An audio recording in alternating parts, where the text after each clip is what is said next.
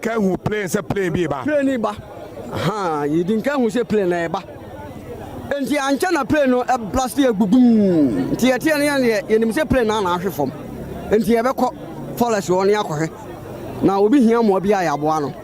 I'm part men and blabba with friendly Jessie. And the say yako. TSC follows a lana, yakrona. I know catch them say Obiba.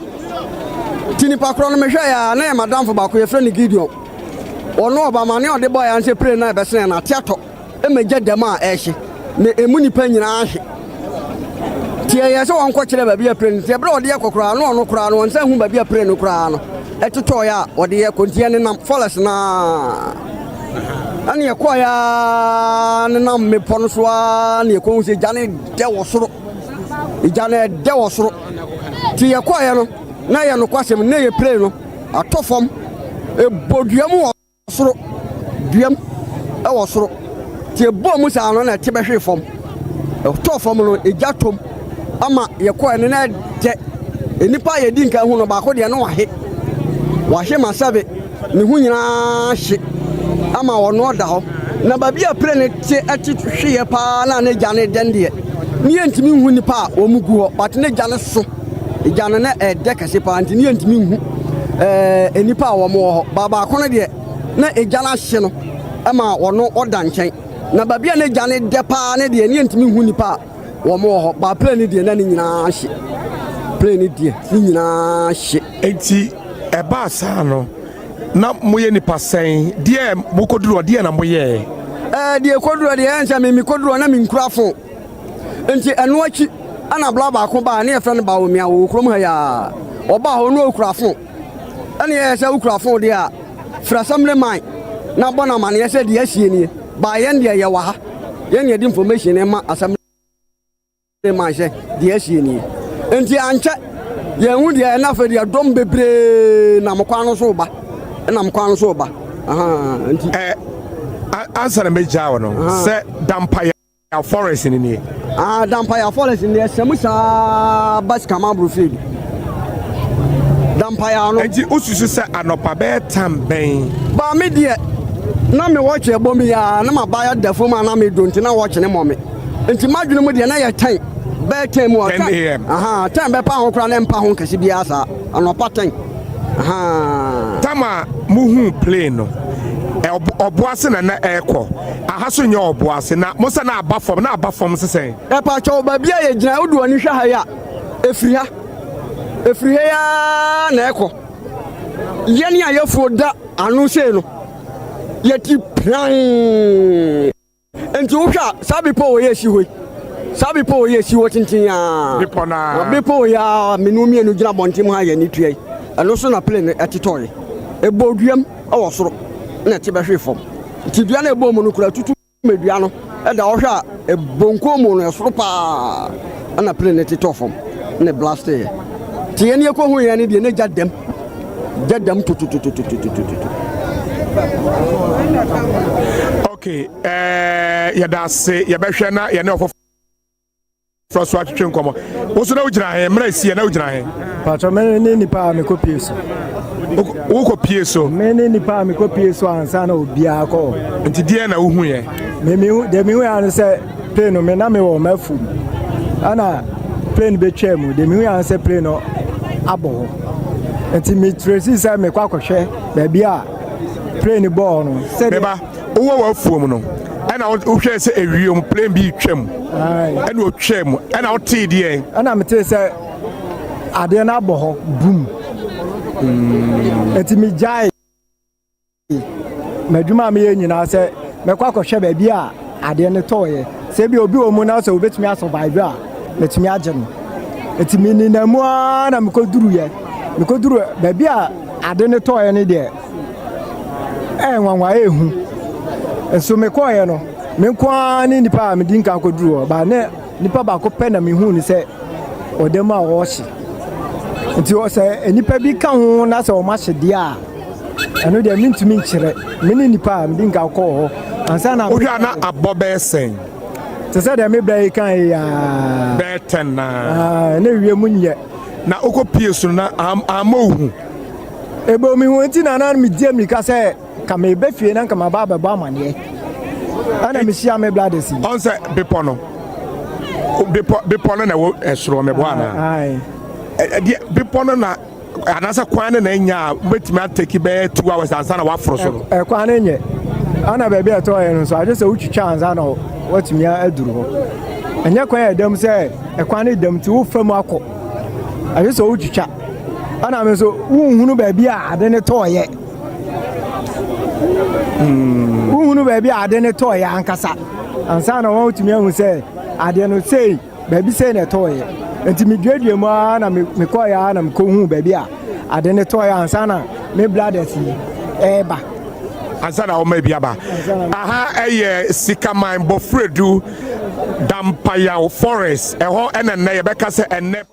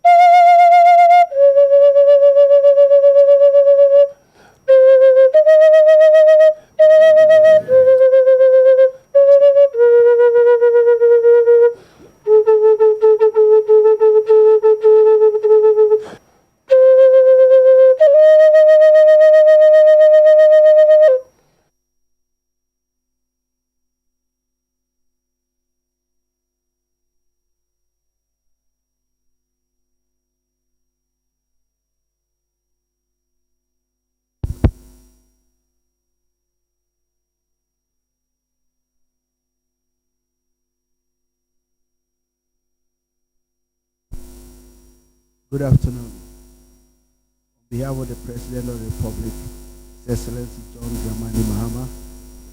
Vice President Professor Nana Jane Opoku-Agyeman, who is with us here, and the government of Ghana, I have the unpleasant duty, sadly, to announce a national tragedy involving the crash of a military helicopter this morning around the Adansi area in Ashanti region. Government regrets to announce the demise of the following persons in the tragic crash: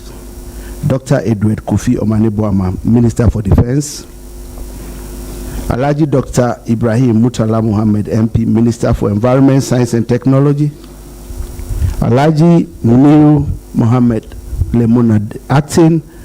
Deputy National Security Coordinator and former Minister for Food and Agriculture; Dr. Samuel Sapon, Vice Chairman of the National Democratic Congress; and Mr. Samuel Abuaji, a former parliamentary candidate; Squadron Leader Peter Bafemi Anala, Flying Officer Manin Chum Ampedu, and Sergeant Ernest Ado Mensah. And government extends our condolences and sympathies to the families of our comrades and the servicemen who died in service to the country. All flags are to fly at half-mast until further notice. Thank you.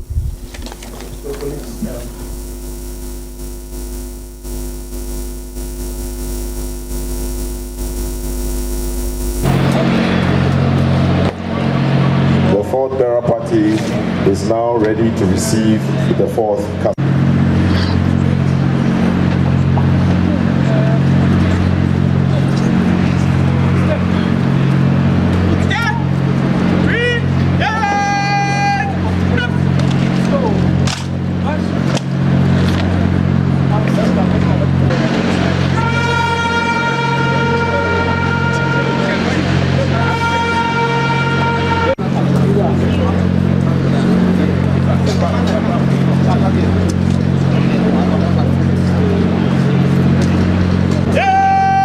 Let's pay the appropriate compliments as the fifth casket is moved to the fifth cataflight.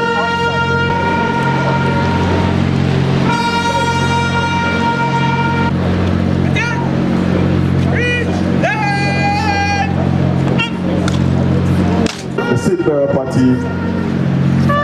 is now moving with the casket to the safe cataflag.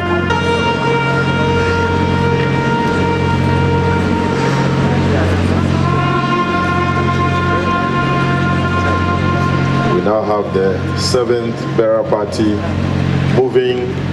to the tail of the aircraft for the 7th caskets. We are all aware of today's unfortunate incident.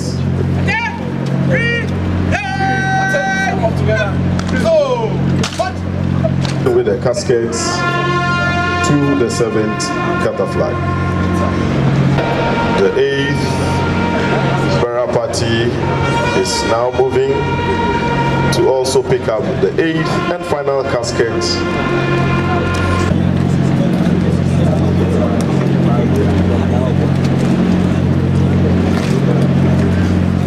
We now have the 8th and last casket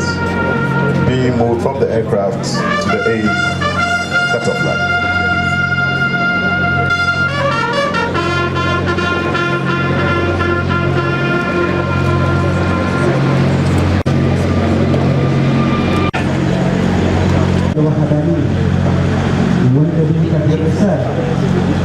وإن كانوا مسيئين فتجاوز عن سيئاتهم وصلى الله على سيدنا محمد وعلى آله وصحبه وسلم.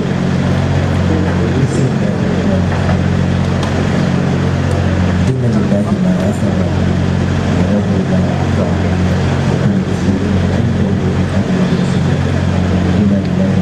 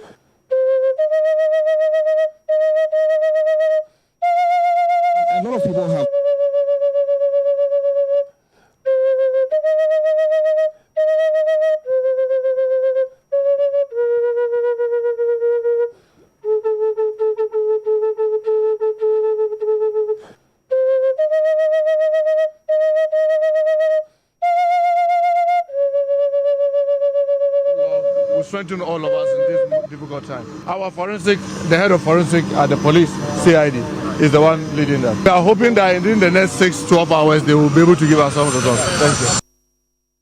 you. Let's start by thanking the Almighty God for all He's done for us, and thanking Ghanaians and all world wishers across the world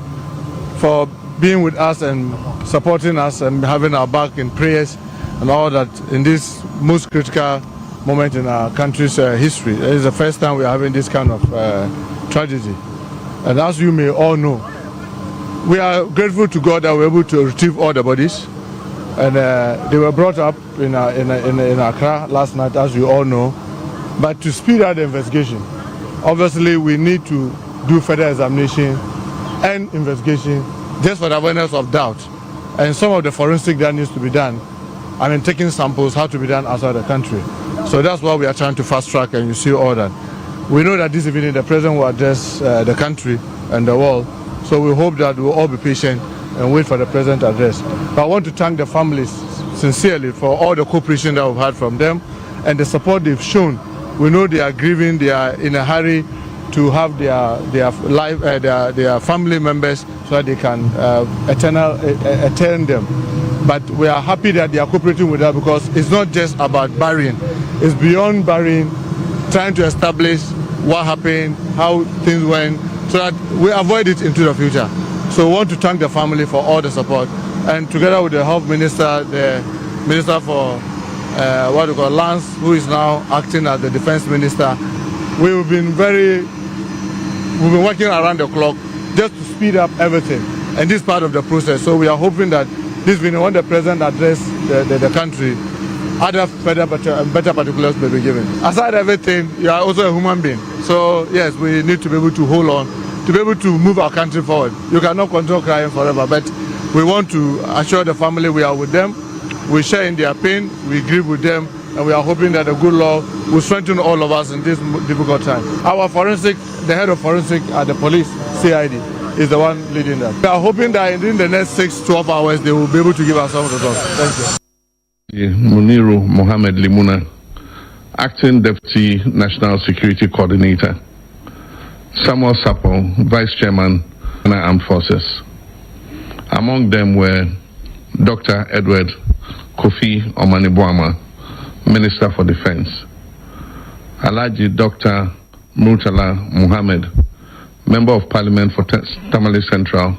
and Minister for Environment, Science and Technology. Alhaji Muniru Mohammed Limuna, Acting Deputy National Security Coordinator. Samuel Sapo, Vice Chairman of the National Democratic Congress.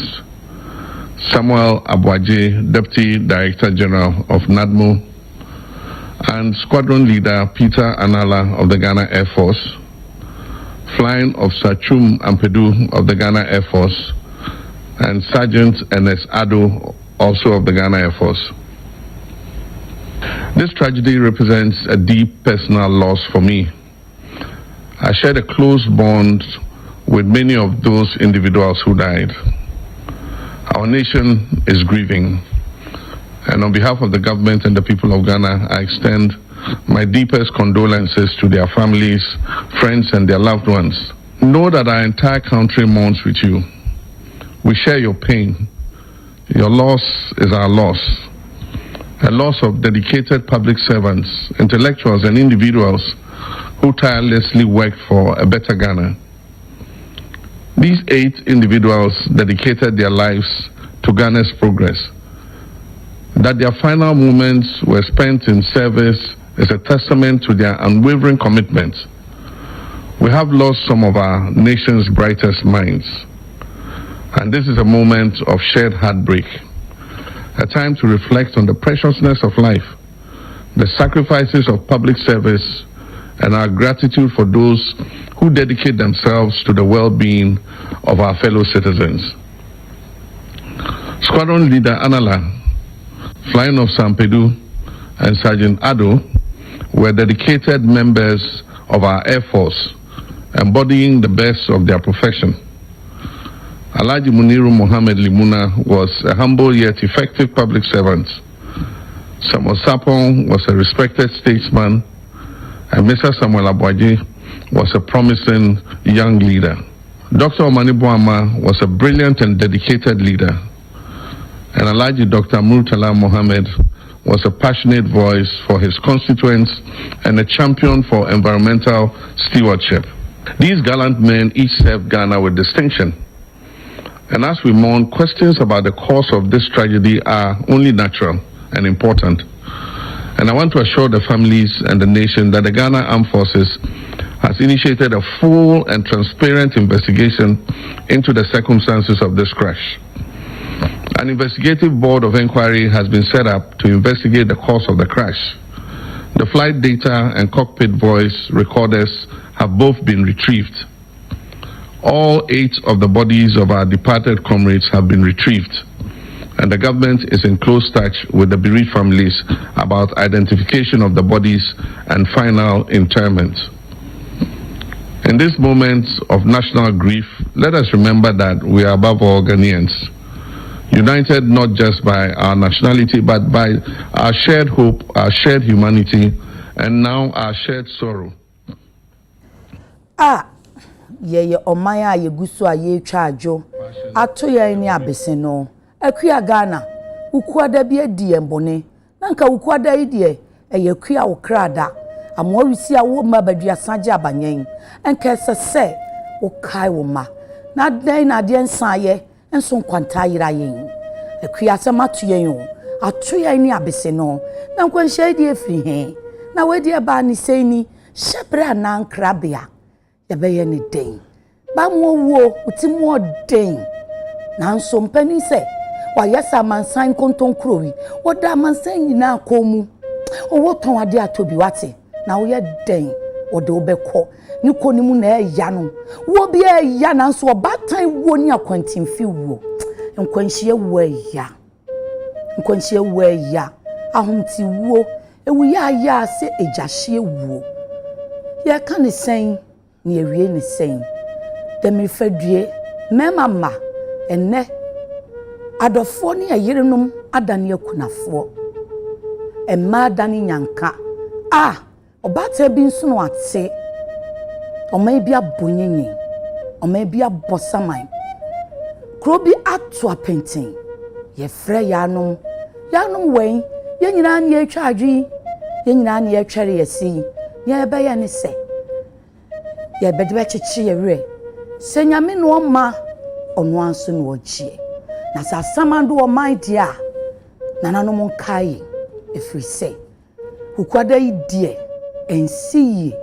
ankai Ghana na ma ye hu se Ghana yo batan na nkrada ye hukwada ti ye bebo hukwada ne akai akonsem ne akase eyi wasana bosome de toso nsia hukwada bi adie naso ye be ye ne den empanisi nyina nkwanta mhwehwe omani nanso hwa ne egina hwehwe no omama akunafo nyanka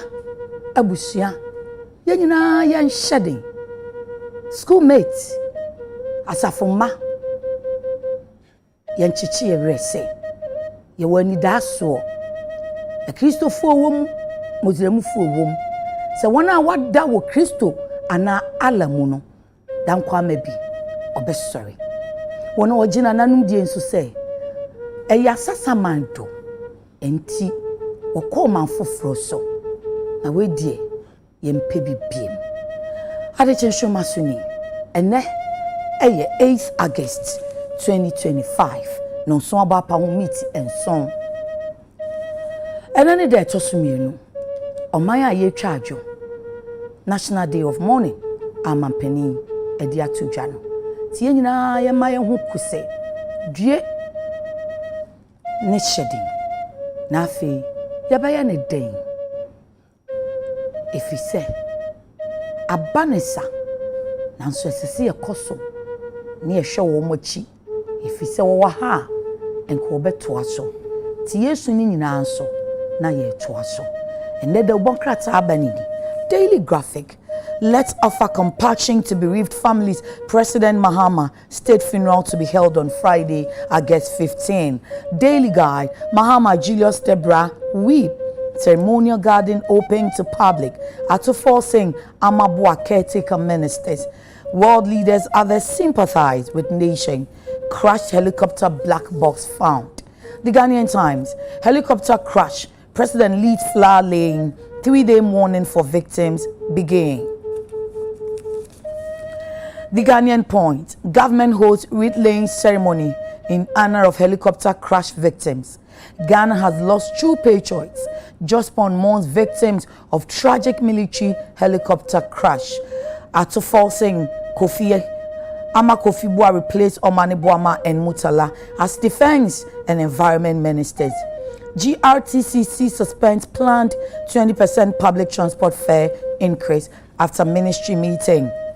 Daily Post. State funeral for helicopter crash victims to be held on August 15 at Black Star Square.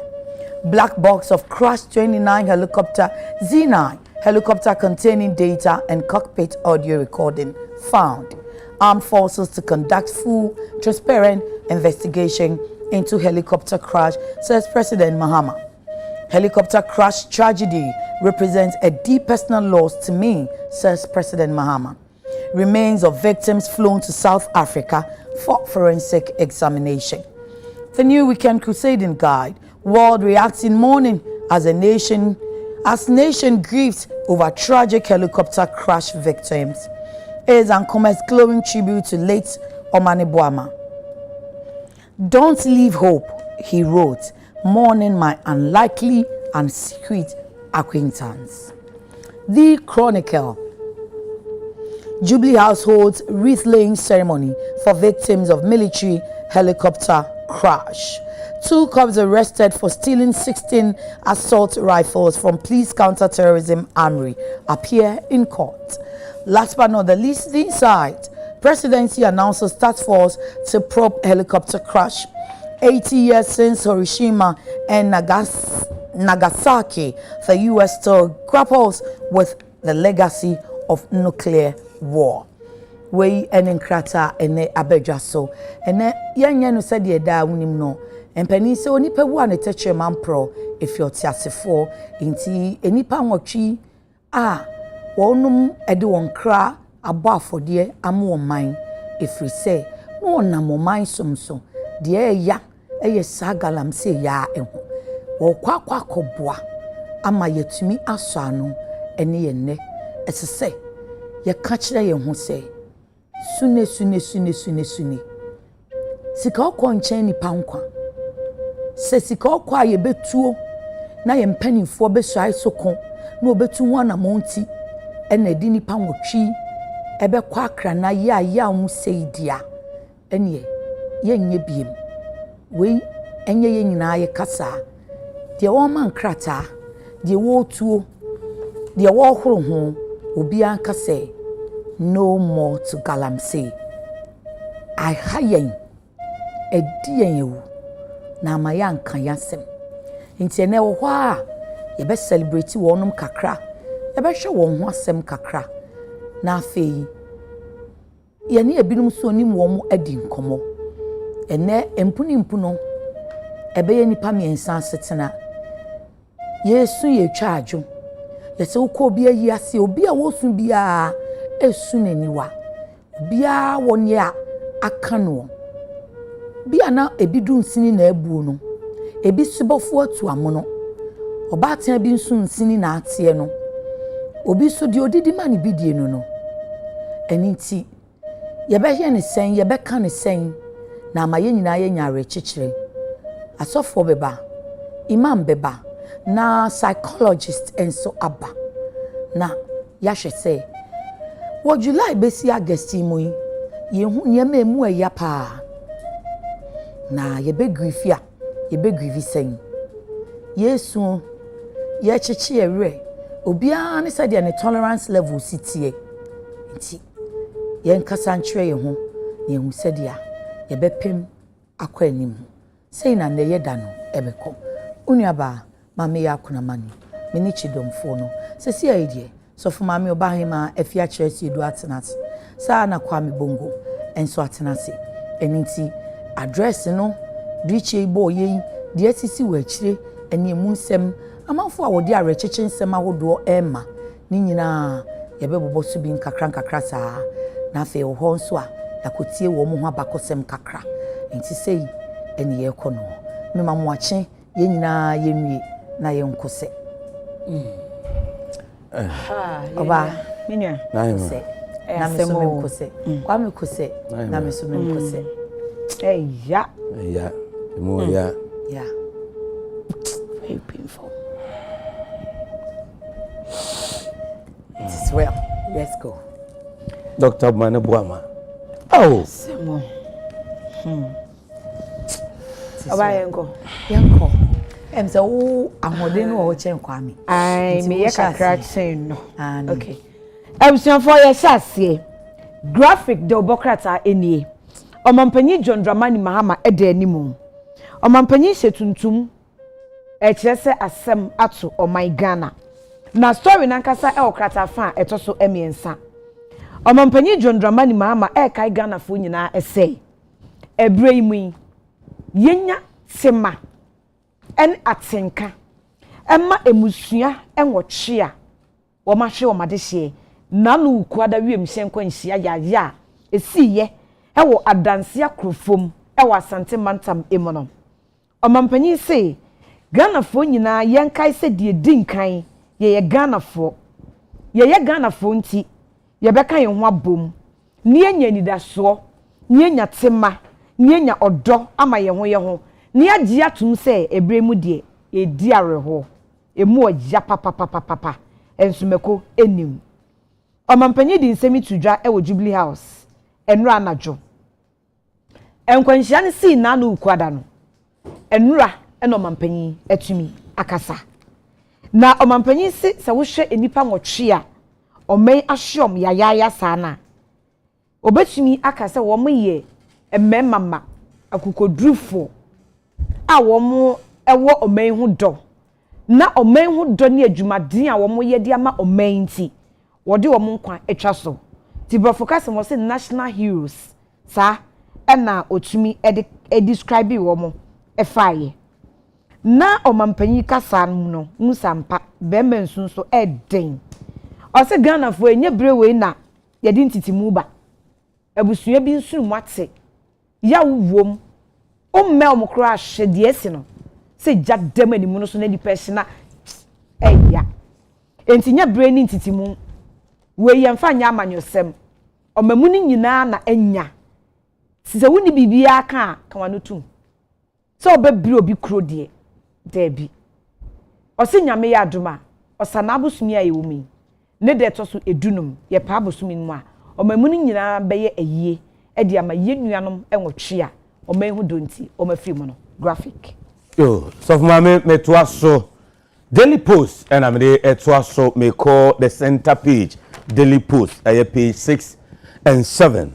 Ghana Mampeni His Excellency John Dramani Mahama said odi kan tu dwa nra okasae wo Jubilee House na Mampeni editu dwa kire se arosem a asi brichi kese a abo omen Ghana no aha omani nyina na ono ankasa mu pa de aha nasin obia chesa kana ankasa sanse Mampeni kire se nipa ahwere om nkwan na emudodo na no na ono mankasa one on one ewo nkitahudie soronko enti de akoso no ade a ahoma mu no na so ono Mampeni de aka nankasa ahye nankasa na ewura ho oso obu nani a na ne suo na emperifoi suma ho be sum oman Ghana se de omutu omusi ho esum akua Ghana no o chese nani so pa na se de okan no August bosumi no ne de tos edunum ene na otwe e wo Blaster Square ene mo yiyi ebe koso na Mampeni e da tudwa chese nyame ade ma chena nwumedie bi be koso e wo State House enim wono ma enwumre no num e chena e Saturday 9th August 5 p.m. no Mampeni chese enwumre bi ye si hono mo na ye de aka ye nnuano mo e wo the forecourt of the State House inti ya china no yumedia ebekoso eno no eno achi ebebie book of condolences ewo Ministry of Defense, Ministry of Environment, Ministry of Foreign Affairs, Ghana Armed Forces Headquarters, NDC Headquarters, afi NADMO office yɛbɛbie book of condolences na amanfoɔ atumi akɔsan akyerɛ yawo ne ɔdɔ soronko de ama abusua no wei yɛ nhyɛ bi a aban no nso de ato dwa na mampanin John Dramani Mahama asan so de ato dwa sɛ Ghana foi deɛ siiɛ no yɛmfa ne tra saa wahyɛ Ghana Armed Forces sɛ ɛnɛ yi a wɔn nhyɛ aseɛ ɛnyɛ nhwɛmu deɛ kɔbaayɛ deɛ siiɛ nti a helicopter yi ɛkɔte hweyɛ ma mpanimfoɔ wɔhwehwere ɔmo nkwa no Ghana Armed Forces ɛnyɛ nhwɛmu na saa nhwɛmu no nyɛ sɛ ɔmo bɛkatakata nneɛma so nhwɛmu no ɔmo mu na hɔ fain na Ghanafoɔ nyinaa hu deɛ kɔɔ so nti a wiemhyɛn te san yɛ a ɛno nti Ghana de hyɛ mako ɛnwɔtwe ɛfa mu ɛhwere ɔmo nkwa wei yɛ nsɛm a Daily Post nso de aba Metro so our graphic de obokrata no emu na migina krata fa etoso edu emiensa wiemhyɛn bia emu no wɔn flight recorder system a kyerɛ sɛ deɛ bɛkɔ so bia sɛ etu oba bia duro deɛ kɔ bibia ewom yɛta frɛ no black box enti wiemhyɛn kɔte hwe nano ukwada yaya sa no ɛna Ghana fo dodo na ebisa sɛ yanka bia nhyem ɛyɛ hyew so prɛkopɛ dodo yani na den na esiye ɛkɔ so wiem hɔ ɛdeɛ na ɛkɔ so wiem hyɛn mu kasa bɛn na esiye den na pilot ne kae yenwan mu hu deɛn ansa na saa ewiya aya no esi enti deɛ bɛkɔ so nyinaa no adaroma black box no ɛbɛkye na ama mpanyinfo afei so ɔmo kɔ botia anom de form fidiem sɛ de nhyehyɛ tia ɔmatumi ayiminu mienu asotie ame yehu de siye ansa na asɛm ya ensese no ɛbɛkɔ so enti graphic boy amane sɛ Z9 helicopter nkonhya ya yi emu no black box no nyame adom mpanyinfo ehu enti ɔma hu yi afei ɛna ɔmo bɛbɔ atie ne ehu de na si owiem hɔ na yɛmfomso bi ewiem tibia ne sakraye pilot ni hu nanim ɛdan ne baaye na aboayen amiehu katafeto so edu emiensa Daily Post ɛna mede ɛtoa so na Daily Post ɛde atodwa sɛ enradwumadi kɛseɛ kɔ so ɛwɔ Jubilee House Ceremonial Gardens okɔ Jubilee House a yɛ baabi yɛfrɛ hɔ Ceremonial Gardens na hɔ ɛna mpanimfoɔ nwɔtwe a efurumi yɛde ɔmo mfoni sonko akɔbɔ na enra no Ghana mampani ankasa His Excellency John Dramani Mahama edi enimu ema Ghana mpanifua ekudam ekopie mu Ceremonial Gardens ewo Jubilee House ema wodi nhwire nsronko ekoto mpanifua nwotwe omo fremu wo emfoni no anim ema akomako na sedem di kan tudwa no mampani His Excellency John Dramani Mahama ankasa ne di kan de nhwire di kan ekoto mpanifua yi wo emfoni no anim enuachi na bedi akire mampani abedi akire Vice President Professor na opoku agiman ono nso ekoye ne de kama de nhwire koto mpanifo nwotwe a omafiri mu omfoni no anim kama enuachi Ghana yen Chief of Staff onumunyamfo Julius Debra bemansu Julius Debra utumse obadaye bema bunani ani su tese osuma ma na areho ono nso de nhwire ekoto mpanifo afirimi wo mfoni no animu sanso ena the national chairman edema NDC amanyuku no onumunyamfo Johnson esiedun ketia ono nso ekoye ne de kama the Chief of Defence Staff ono nso de nhwire ekoto mpanifo afirimi wo mfoni no anim wei eye nura medie sonko a eno nso etumi ekoso ewo Jubilee House a eno won nkrahase Arewo semia emono kakra me de etuso afa black box no mpanyifo kyese se ye ka se black box na nye se adaka tuntumo eye orange na hosuo no saa na etie o maye no ekwan bi so se jato wiemhye no mpa te senyanra mpa eno de enhye yentinyame adom yehui ebeboa yen na yeguso a esu se oman no mehwe story e okatafan to so eduba ko e wo graphic de obokrata no emo kofodua efidase konni enu ani adane omanfo no bufa so saa enti ye no kre Dr. Edward Omaneboama Defense Minister bakro abrante mo no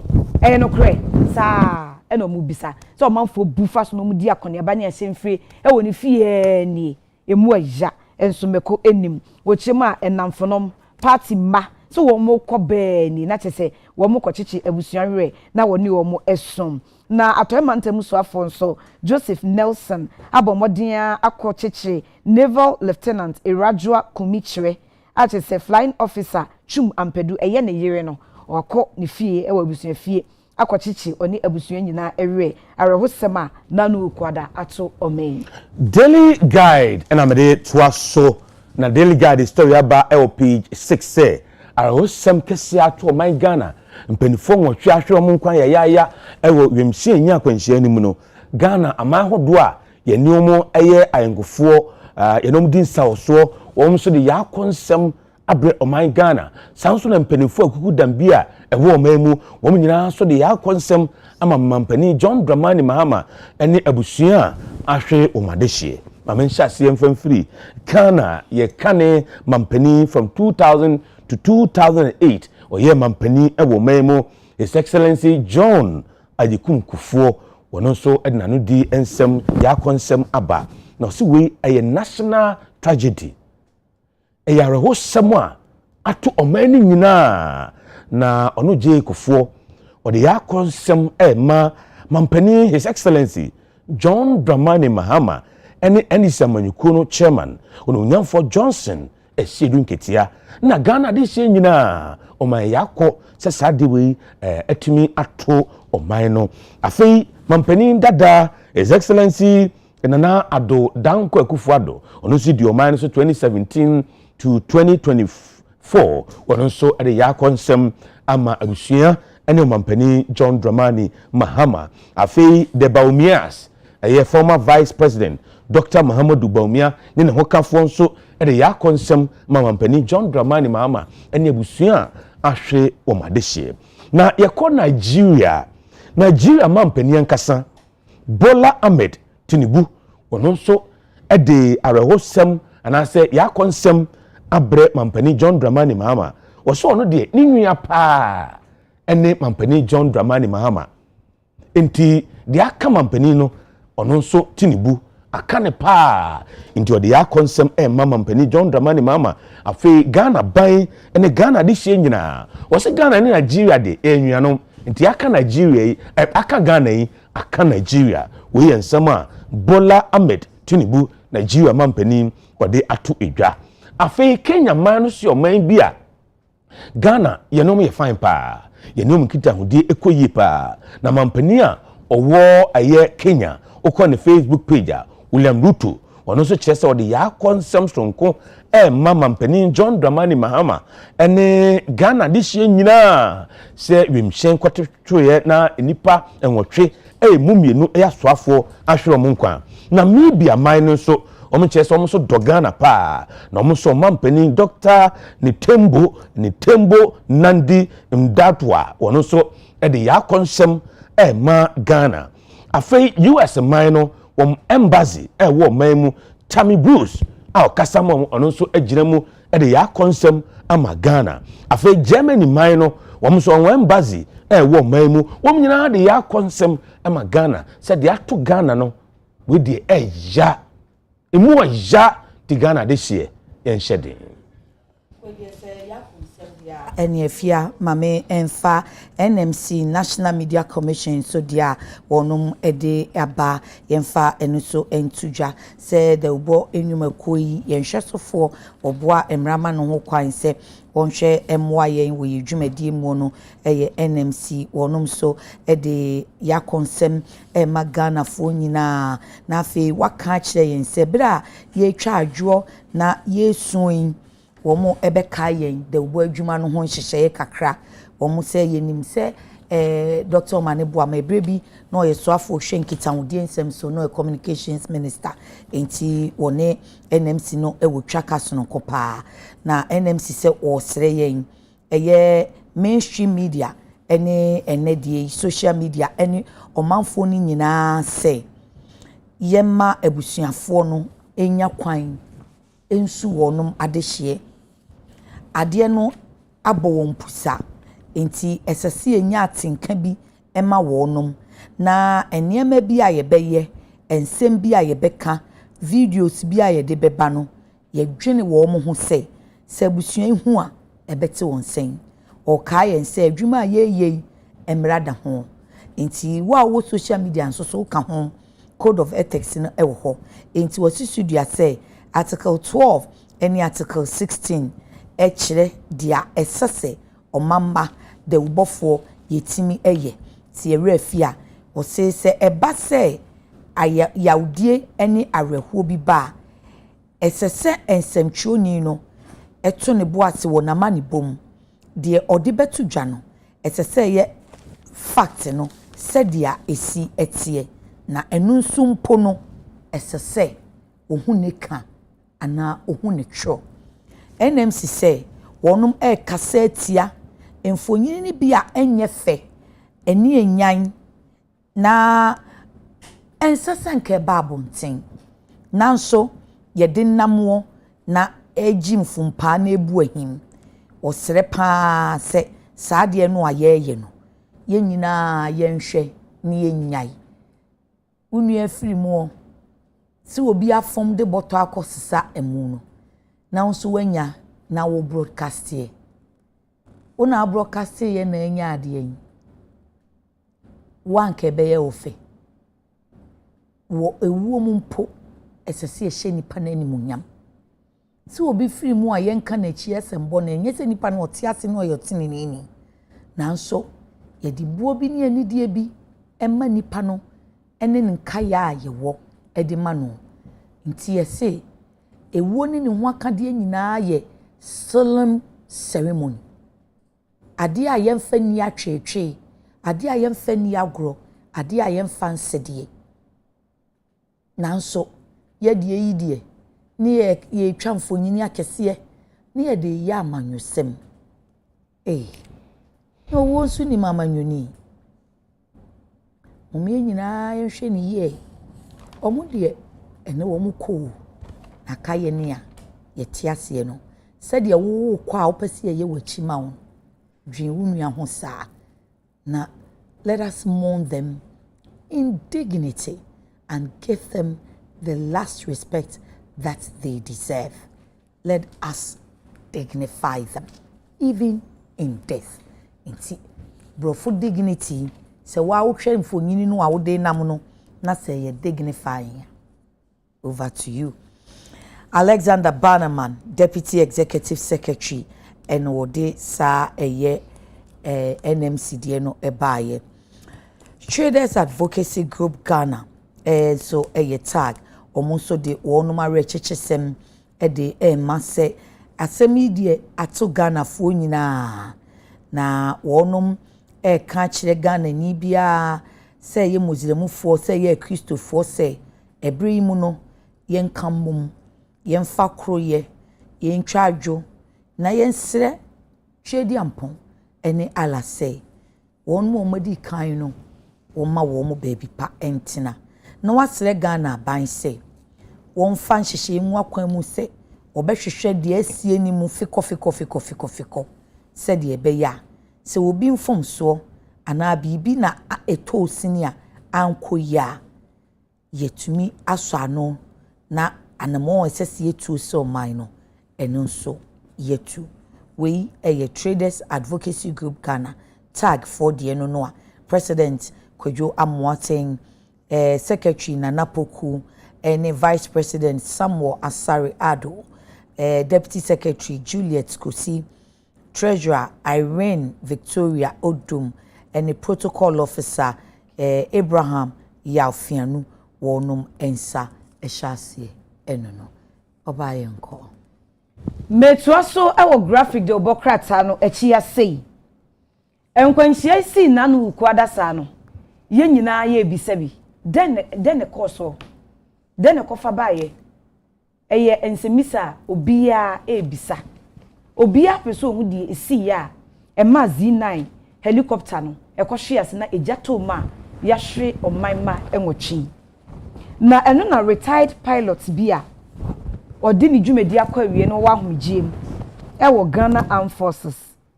Wing Commander CDR Kwaku Krebresi ode to Ghana fo nyina anim say ebeyen tem dodo ebran soin say yedi huhu prem ebeka say a anase be anade ene ma wiemhyen no enya nkwanhia na de wo kan nyina ene say yebetumi aka say mene umienu yani sonde ebia na ewiem bobre no weather conditions said the nsu atwama yesa gugu a na ewiem nye no eye emre eye easy see ebetumi aka say oh ye hwe weather conditions na ebeka ho bi ene ma wiemhye no ekọ pemie ana ekọ hwe ase ana so say ebetumi aba say engine failure ebia wiemhye no nam wiem no ni engine prekope ejai adwumaye ena ekofa sa oyenei ebaye nanso kra no Wing CDR Kwaku Kebresi say eyen tem so dodo ana ebeyen tem so dodo say yebetumi aka ne sa na emom yenya abotre ema nhwehwemu na mpanyimfo ahyase no enwie peye osi oka ne say ya onkai Ghana for ye yawo emfinhie aduonu mienu a etwam 22 years ago wiemhye bia na eye Ghana Armed Forces for the saa ekopemie bia eben enkokọ ewe poe mantemu ema akra nso a na omu nyina enso hwe omo nkwa na emu nan eye nyimaifo ewe wiemhye no emu mienu eye ayafo a na omti wiemhye no emu ena baako eye nurse na ohwe ayafo no ewe wiemhye no emu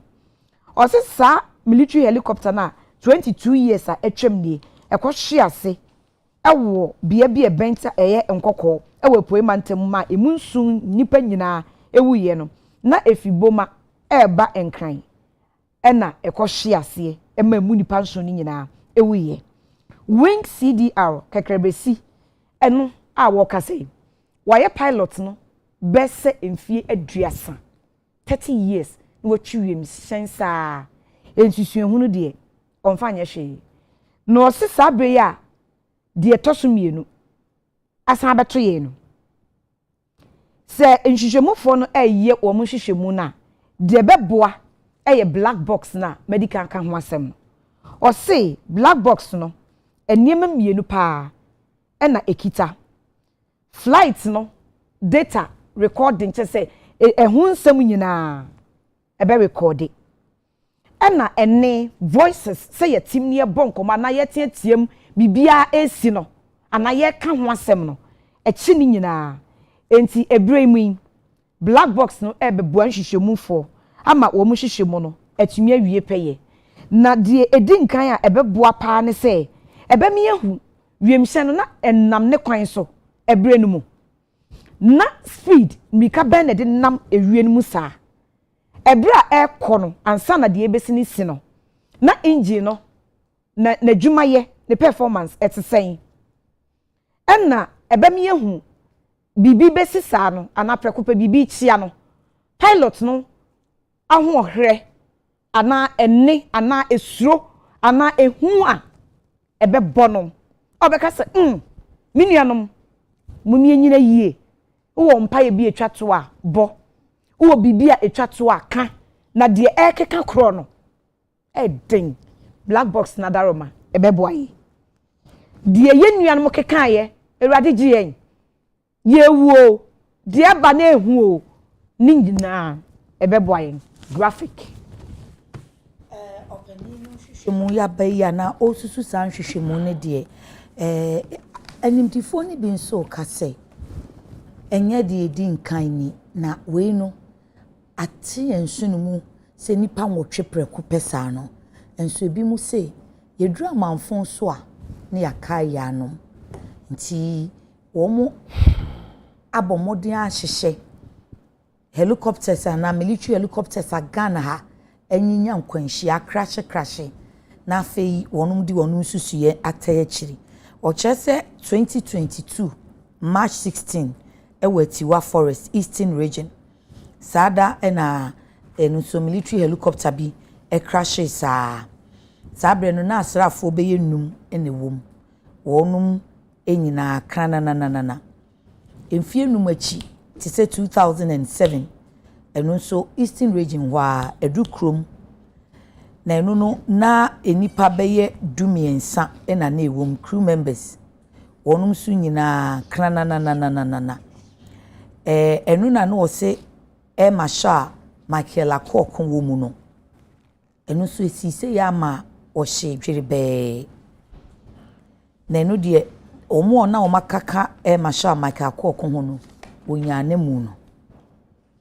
afei 2020 June 27 wo etifindo Kumbugu emergency landing ekoso eni de sanse na ya emergency landing ti nyame boa ya omo wom ni nyina obi ahwanka ena 2024 afre ya na no March 19 eno nso bonsu krom ewo agona nkwanta wo Western region military helicopter sa crashe nipa mako aduonu baako ena na omuwom eno nso osi nyame di ye ho afofie ema wonum nyina survive nanso 6 August die na wo hwe kwaye nimu ni ho no a wo kyese kwaye nimu ho no kra no e wo saa bakosem no enye dia edi nkan ebinum susu se yemfa politics na nto nchen yesu wi a ye pepa ye ni ase a na afei ye gina brane se ye wiem hyen no ene presidential jet ni nyina ye hia foforo ye nyai MPP NDC ye nyin to nchen ne enkoto wiem hyen foforo ye nto presidential jet foforo na armed forces for no so ye ma wo helicopters no foforo ifise di omo wo ho ni nyina da aye dada awewe na ache aye adwuma ache a se ni papemu a kesese sabre ye di omo sisi hangers so baabi nti sabre di yesu enam di kan ye se empanisi ye nyina nkra ni mu ntutu nkra ni nanso ye san gine mu tutu da anya sa aboa na eforo ti yesu yin na ye kai hu se ebre na wiedru se wi mhyen no ye beto afoforo ye ni sika nanso da ye nyesika ye ni amafoforo ehia yen ti ehia yen so de ye de ehia ansane aye de fata ye nkoto efise ye tete no se susuan pa se na mampani etimu bia na ka ye beka ne se wo mo na sese na ka wo mo ka ho a se hyebre mu nsem se nkrabia mu nsem wo mo anko no nka wo nyina ka ho a ka na nya nwotwe pe ne yesu bia nka ye besu aboro nwotwe no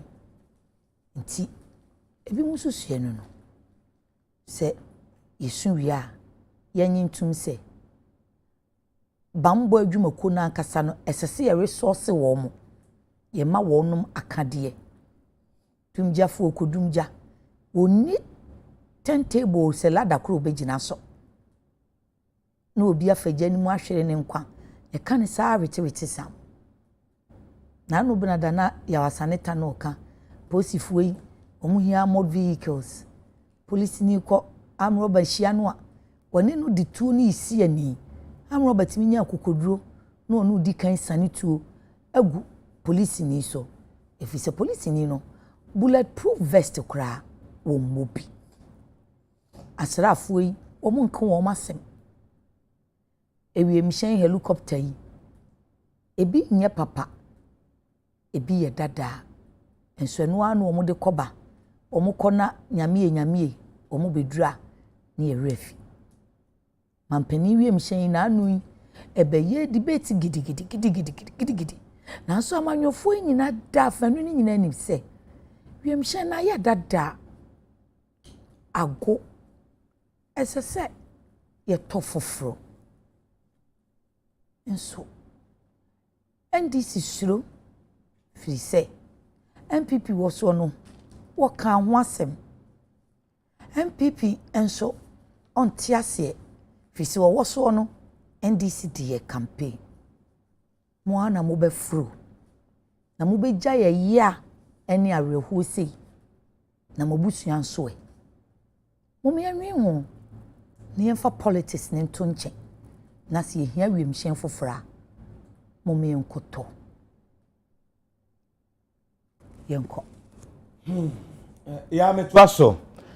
the Ghanaian point and I'm de toaso me page 5 na Ghanaian point enua kwabna mafo eba ma ne se ya ukuada yi sansa na de ebesi ewa danse akrofo ma nipa mpanifo nwotwe ahwere mo nkwa no yese donhwere ba akokra achi no ansana sa de ne besi no na wiemhye mi nso akote asan ewo dwumako kokoben ewo Ghana hayi ewo mfimfini mantamu eno nso yese helicopter ye bi eye 9G-ADW helicopter ibi yesi eno nso na frinka ha sei ena ekọ Pristia eno ewa toy mantam no emu na yesi eno de pilot no hwa na ade no etesan ti na ese emergency landing mpofiri mu otimi gina prekope nti adwuma kokoben ena na ben no na ese school park bi e ho no entem so pilot no timi ko gina so ampanifo num enan a na ewo sa helicopter no nyame di omo afofi de nyame ase yesi eno echi no donhwere baako entemo na rawusemi ekoso ewo boase ti nyame kra na di Ghana wafofi kenye tabako di kansiye ewo dwuma kokoben ansana adanse krofom de nso no etumi akoso we yensem a the Ghanaian point e de ato edwa na onse arawusemi ba se no Ghana for dodro na ebisa wiemhyen no ne ho bambo safety se se de yabo boss sesie enti yenhwe Z9 Ghana Air Force wo mo helicopter yi enwo asem kakra on monitor September 2015 ana eba wiemhyen ho ensemu a animdifo ne kyerɛ sɛ enhye the ni life span ti sɛ bia wiemhyen nya adwuma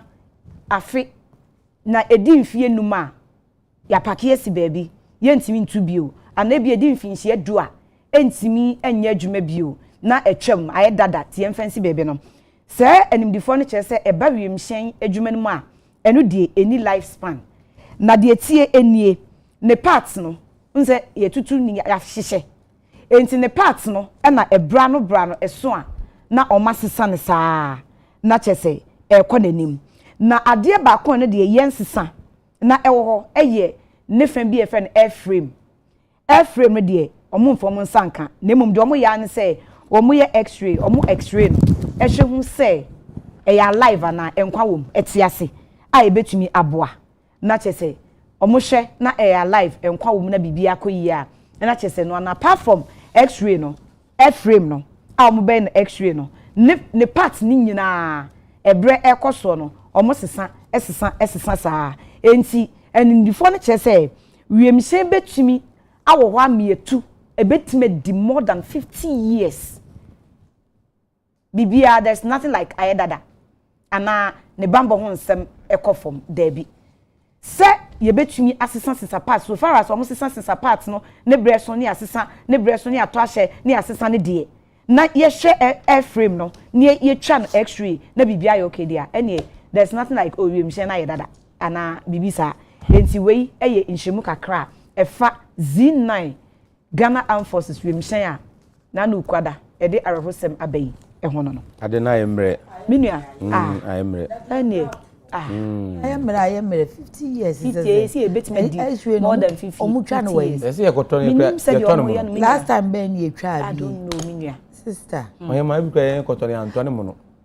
ka kra nam form a konhie ba obetimi apake akoda ba bi no eno kra yetimi ka se car we over age ba ye say plane ni de ni bisa enti ye de ne yesesa pass no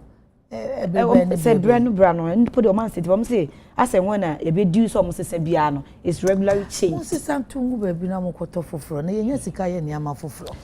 No no aka no. Yenye sika ye niama foforo. E wo hwa na ebiasi. E wo hwa na ebiasi. Eno a na omo de timu. Eno a na omo de timu. Tibia na ya de ekura nso be na obi ayusu. Yes, second hand, third hand. You be using 30 years, 40 years on the bar. Say akabe 5 years, 10 years. Yes, any lifespan. Oh, mama, I'm twaso. The daily gist, and I'm the twaso. Na Deputy Director at the National Service Authority, Hussein Donko Abekasa, afa nkwanhyia edawukwa de course no ehon. Osempanifo mienu bi se yenkra bia o se nyame ne di onhoafo fio na eso nkomo nso dawukwa da wenhye nkomo furu bi ekọ bo ase na panifo mienu eye onmonyamfo Muntaka Muhammad Mubarak Interior Minister yeso no de na yeso kobi pa na ebre no son ya wonbefu wimhye akono na Finance Minister Dr. Atofosen a friend said there be untumi nko bo ase no because input to promote meeting biaba was say yekohia immigration service mpanifo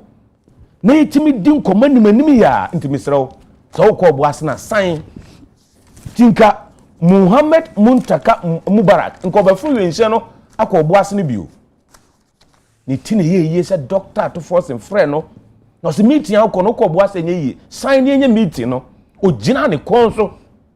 eno munyamfo Muntaka Muhammad Mubarak otie finance minister into one kono sign ye ekom a meeting no ase yesi pani ba ko no nso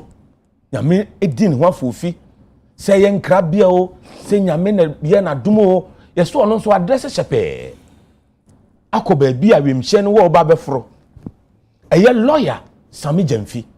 Gold Board CEO okoduru ho ana ye ka kire ne se da bi wemhye no efa nipa numpe ena pilot ene wo mo ye adwuma wemhye no miensa yentimi mfa more than that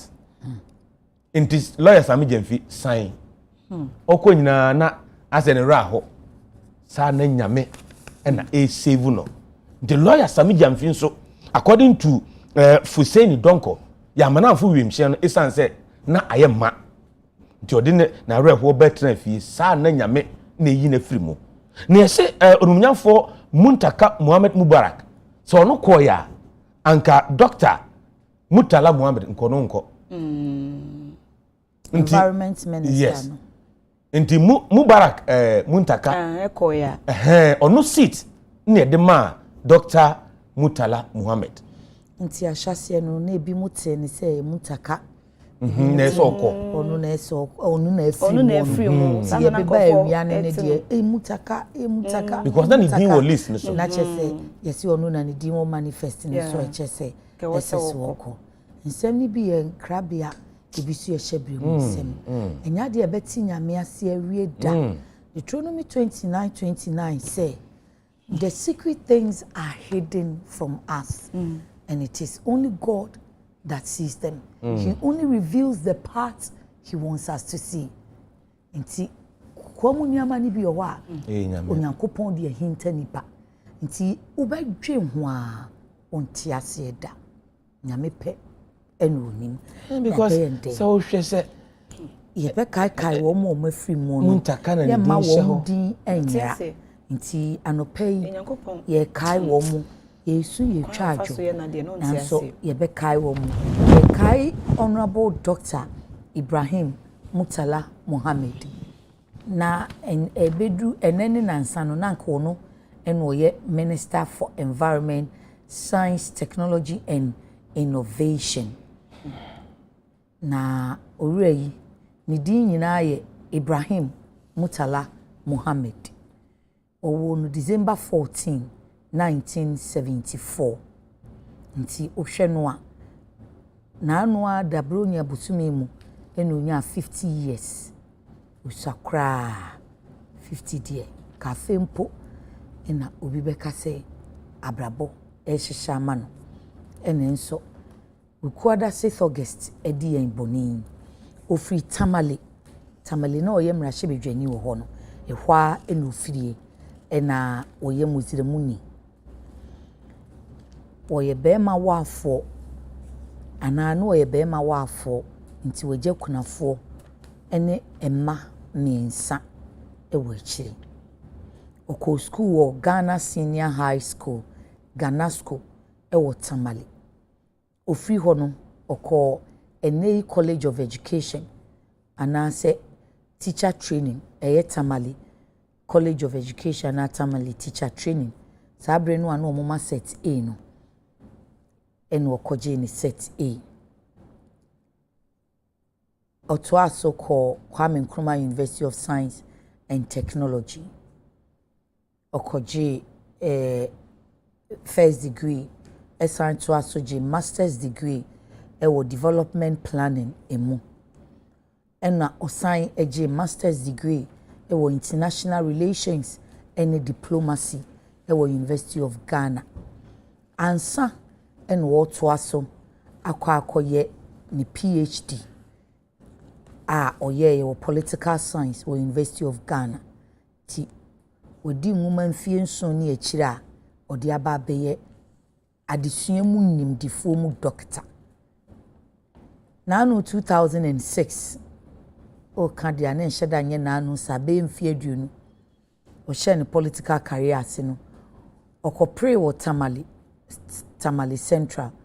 sabre no ni nua pani inu safuseni eno mo kopre 2006 ni 2008 wenya nti primaries no enya dia onyaye na bamu emu oye na dwen se obesia kobiem enumu anu omo ba power 2008 ti 2009 Professor Mills obeba o sasamando emanya hyiane ena omani ye Deputy National Coordinator National Youth Employment Program NYEP ono no ye National Deputy Coordinator nti ofri ho omu fri aban mu no eno sign call nanton corporate emrache beja akonwa no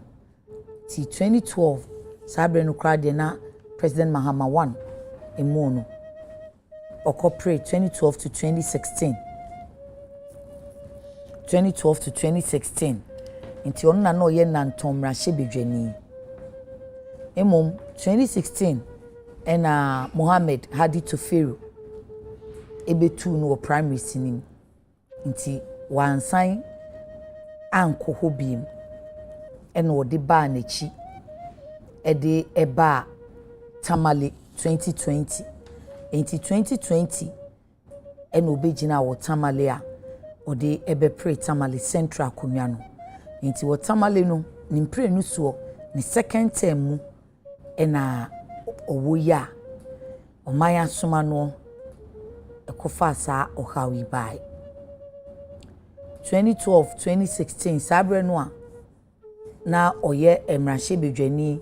ema nantonfo no obeye Deputy Information Minister 2013 2014 eko 2016 obeye Deputy Minister of Trade and Industry ansana na no February ya 2025 mampeni ebo ni di okọ vet no kofa mu obeye Minister for Environment, Science, Technology and Innovation honum kodi dwuma akọhwe se si ebetu fagudie no kra yebetu ni papemu yebeye responsible mining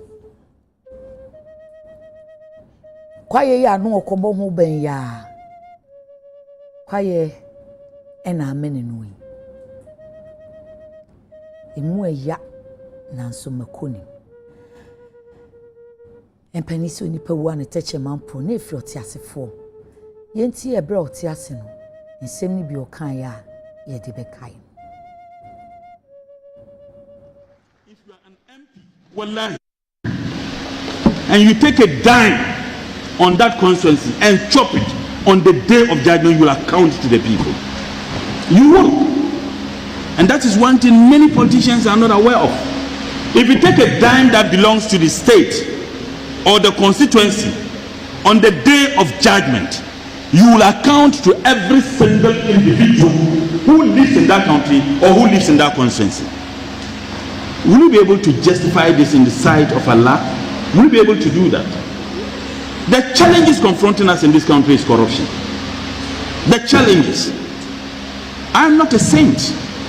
but at least you do your possible best to avoid it. I don't have money. What I have,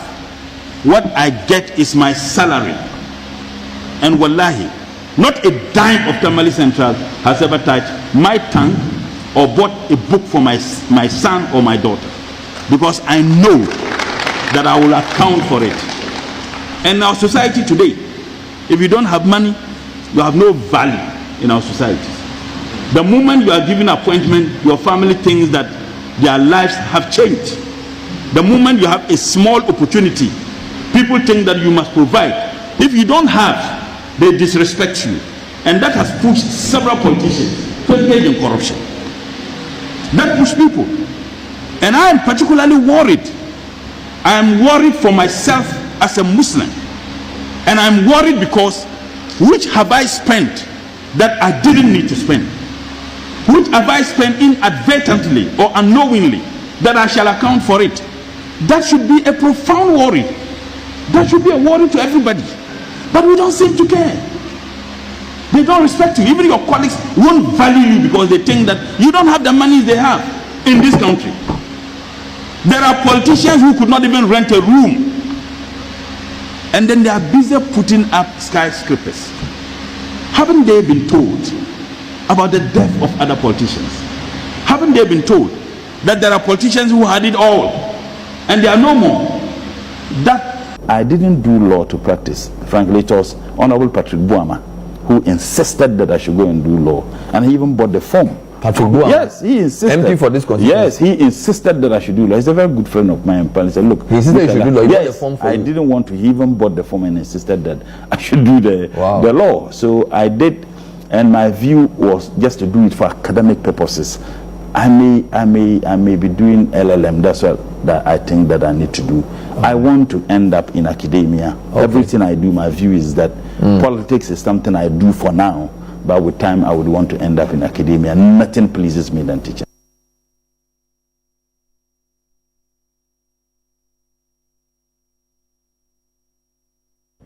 Dio pay nya dio nya yen so ampe nanka wonim se daachi die enka obeyo chirechire ni enso amane sa nyame no wonim ala eno wonim nti ebusua eyire emma oman adisuafo Ganasco Tech ene Tamale College of Education colleagues semrashebe dwafie for Ministry of Environment for yenyina yenkose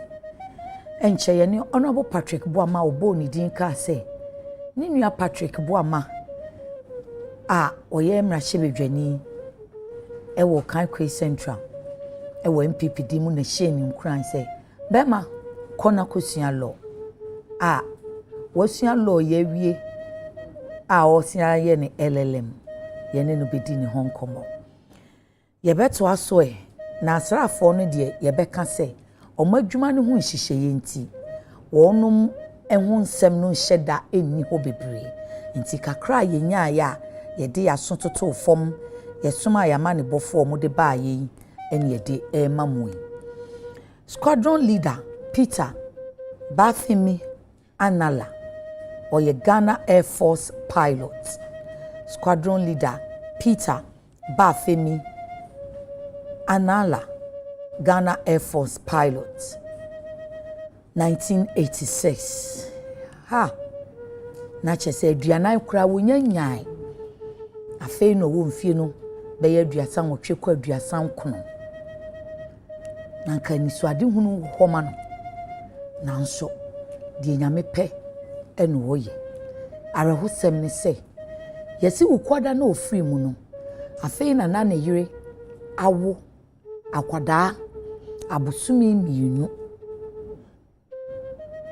we ntumi mfrɛ no anto ema ne nyeyi efisi obeto n'agya kyɛ no wankyɛ ne nyinaa nyame na no nim ne ho sukuu sɛm kakra yɛ nim ne sɛ ɔgye ne first degree ɛwɔ KNUST ɛna ɔkɔyɛ computer science ɛna ne second degree ɛyɛ ne masters and postgraduate no ɛno kora de afei na ogusu a ɔyɛ ɛwɔ UK ɛyɛ safety and accident investigation nti ogusu a na osua ɛno emum na wadi kan ayɛ masters baako awie a ɛno yɛ air transport and aviation management a ɛno so ɔgye wɔ KNUST hɔ a baabi a ɔyɛ ne first degree no a nti ɔyɛ alumnus ɛma KNUST just as Dr. Murtala Muhammad ne dwumadie paa ne sɛ ɔno ɛne military pilot a ɔwɔ Ghana Air Force adwuma mu ebere a yɛhwehwɛ n'asɛm na asɛm yi a yɛte yɛ baako ne sɛ efiri March ebesi August ne maame ne papa ma ɔka ho a nipa mmiɛnsa ɛna efiri mu nti ɛyɛ public knowledge wode wokɔ Google a bɔ Reverend Father SVD Anthony or Tony Anala na ɔyɛ Roman sɔfoɔ ɛwɔ Mississippi ɛwɔ America June 20 ɛna papa yi free mu Peter brother ɛno no nti ɔmo sie no June 24 ɛna August 5 Peter so free mu ansana Reverend Father Tony Anala be free mu no na wɔn nua ba Grace Lina Anala ɔno nso wɔ US hɔ a na mmom ɔno wɔ Virginia March 31st and March 31 ofiri mu ɛma ne bra yi Roman Father Tony Anala ɛna kɔyɛ awufo som no ɛne sɛ wakosie Grace awie March April May June ɛna ɔno Father Anala no Tony Anala no nso free mu ɛne sɛ fofia nto ata no adwara abama August June July August Peter enso ɛde free mu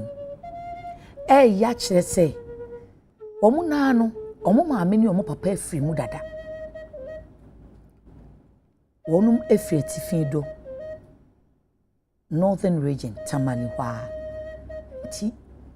Anala abusua nso mo nhyɛ den asrɛ adwumakuo mɛma ma yɛnim sɛ mo ka sɛ mo de mo nkwa aba afɔreɛ ama ɔman nanso ne yɛn hwehwɛ ne sɛ bɛba ntɛm sei okunafoɔ due abusua due ɔman kɔsɛ yɛn nyinaa yɛn hyɛ den esan sɛ asraafoɔ ne ho nsɛm ne deɛ ɛnɔɔso ne nti kakra yɛbɛnya de afa squadron leader Peter Bafemi Anala ho de ama wo ɛno no yɛn ayɛ Dr. Samuel Sapon ofiri mu ɔno no ɔyɛ NDC National Vice Chairman ɛbiri bi no ɔno ne Asante Mantamu Minister din ne deɛ ɛgya Samuel Sapon no a ɛna obia edinim no ɛyɛ November 10th 1957 ɛna yɛwɔ no nti wohwɛ mu a wɔn fie no aduosia nson na aka bosome kakra ansa na wɔnyɛ mfie aduosia nwɔtwe ofiri adwe so ohima ya santo akurum edweso ane eye John Kuma kurum edweso eho ena owura Samuel Sapon enso efri yehu okunafo a nanu dem na wo bobna waya hankonam enti yenim se eja Samuel Sapon ewo kunani owo ba ben mu abaako asemi ya ne se ne maame nso te ase mfie aduosia nso yi ka sɛdeɛ yɛbɛka no nka wɔno mpo na ne maame bɛfiri mu na watwe dɔm akwadwe so akɔ kata ne maame akyi na ayare ho sɛm ayɛ asɛm yɛ asɛ ɔbaatan pani a n'ani afi na yɛde amaneɛ bɛba no afei awoyɛ nkɔdam asɔfoɔ kasakyerɛ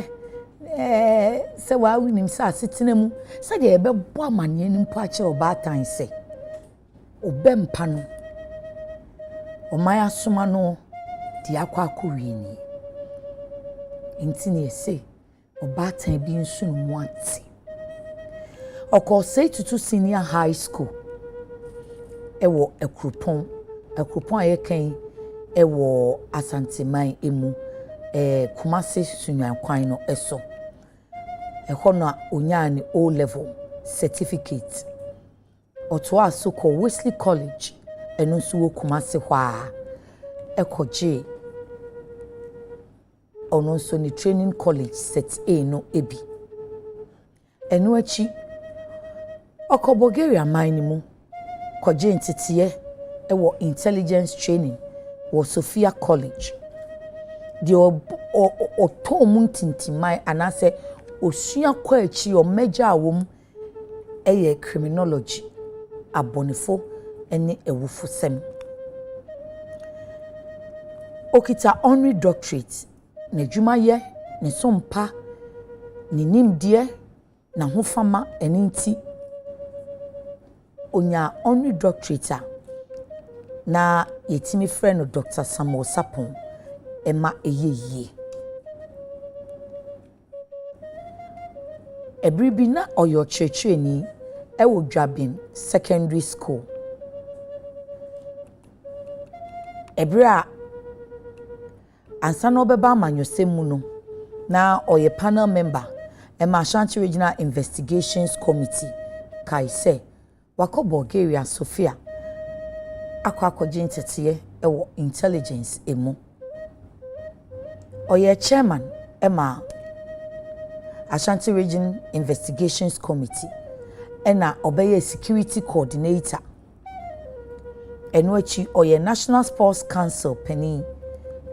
ewo Asante Mantemu hɔ a wabeye penny ewo ene yoko kaneni eka no SFO Serious Fraud Office wo Asante Mantemu ene kane bono ene ahafo mantam no emu odi dwumaye fi 1997 edibesi 2008 ya 2008 na Ghana hosti can 208 no ye chairman ene sub security ema sub security omoteye ewo Asante mantam no emu esanse na akansi no na ebi ebekoso ewo sa mantam no emu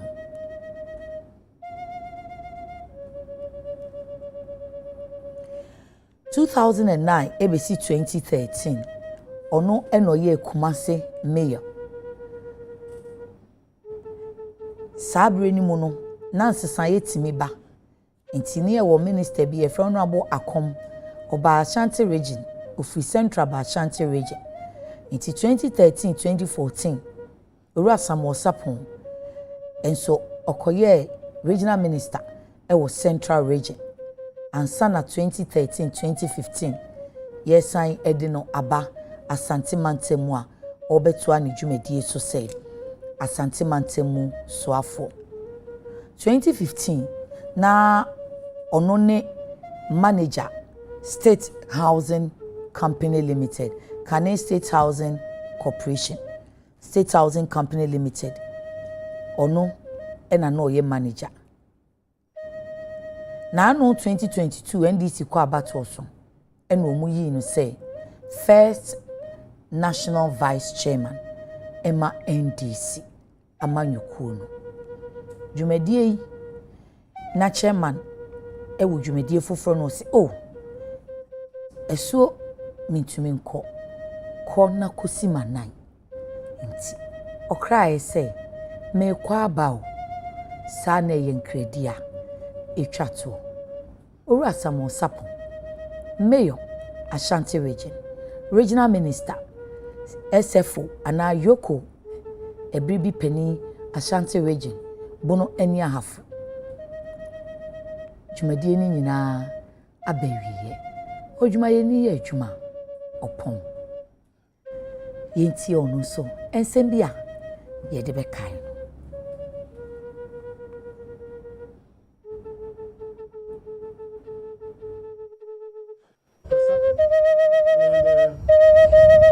Captain is not a friend, he's a brother. We've been together for the past 30 years. We've moved with each other, not only in Ghana, but in the US. So you can see that he's actually a very good friend. And if today, by the grace of God,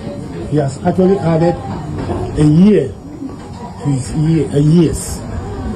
I mean, I cannot be sitting elsewhere while such an occasion is being performed here. So I'm here to join him celebrate, and he's celebrating. The lady once said that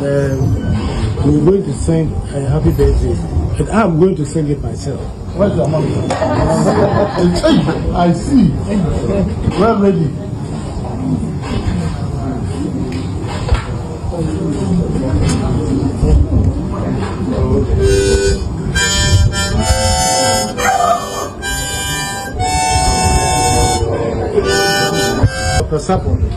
And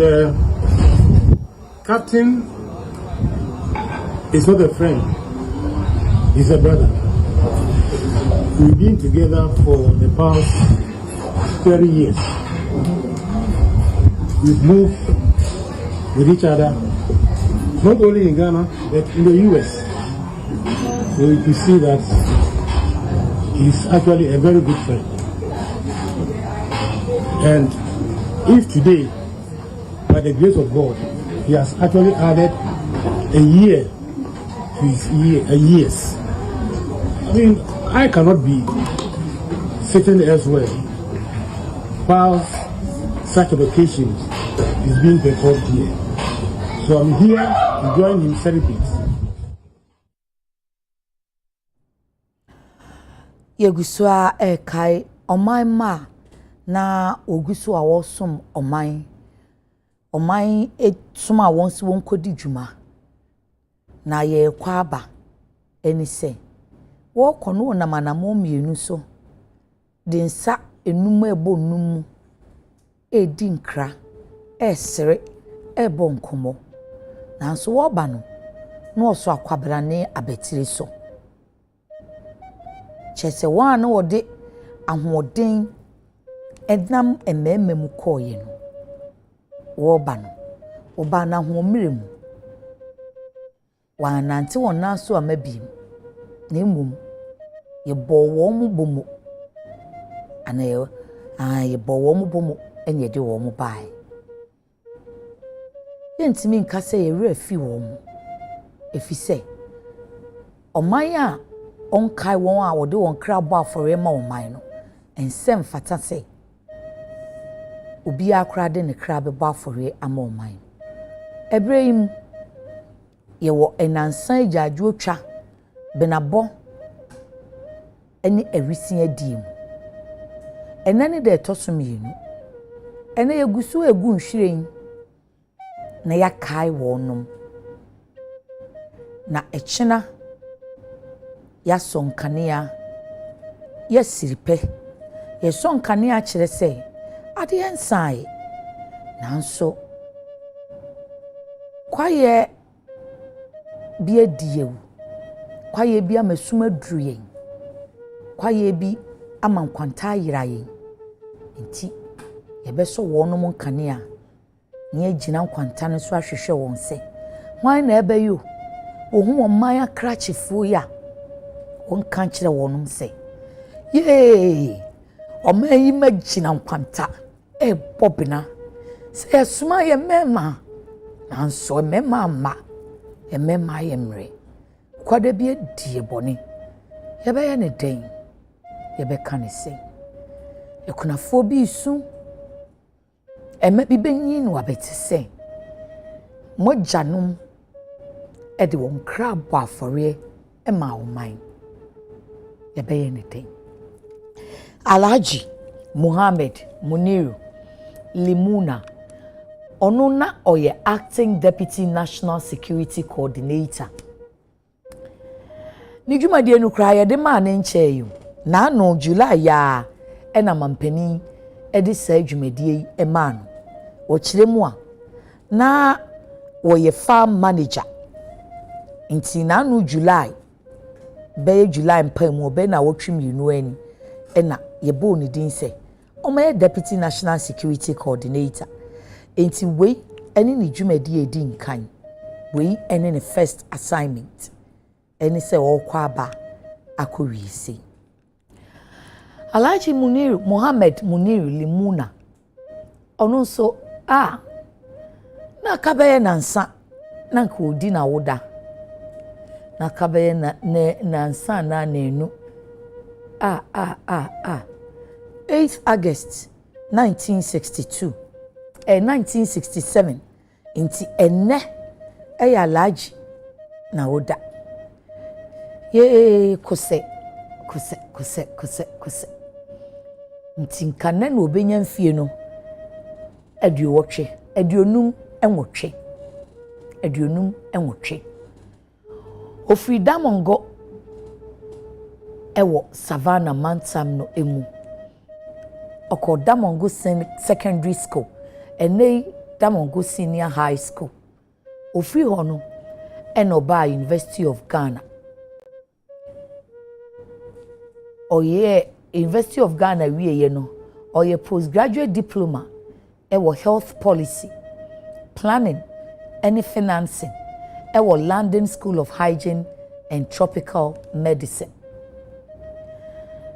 ɛno akyi wayɛ masters ɛwɔ science Master of Science in Health Policy Planning Financing ɛwɔ London hɔ wei mum no ɛyɛ London School of Economics ɛyɛ University of London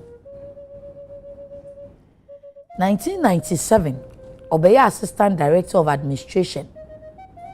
Policy Planning Monitoring and Evaluation ɛwɔ Ministry of Health ne background ne kra kyerɛ 1997 to 2000 ekosi 2004 ɔbɛyɛ Assistant Director of Administration General Administration Directorate Ministry of Health hɔ 2004 echo 2009 wasign no mane echo ɛyɛ administrator ɛna no aso na hwɛ National Health Insurance Desk ɛwɔ Ministry of Health and Planning and Monitoring na wɔyɛ ne nti 2009 bc 2010 ɔno ne project coordinator Health Insurance Projects ɛwɔ National Health Insurance Authority 2010 ekosi 2012 ɔno ne administrator any health policy advisor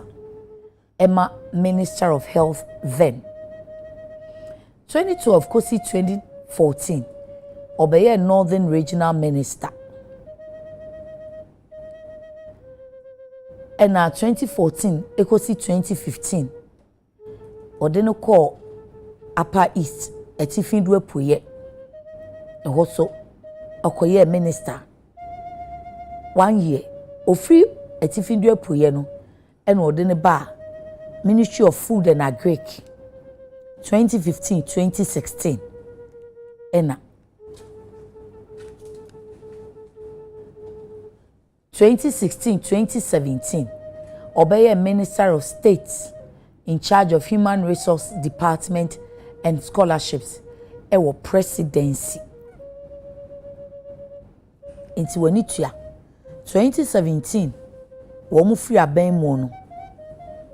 ena okodwi ninkui koye n'adwuma ekoye farm manager hwa na no wa odidi ni dwuma ya na no be July ho baby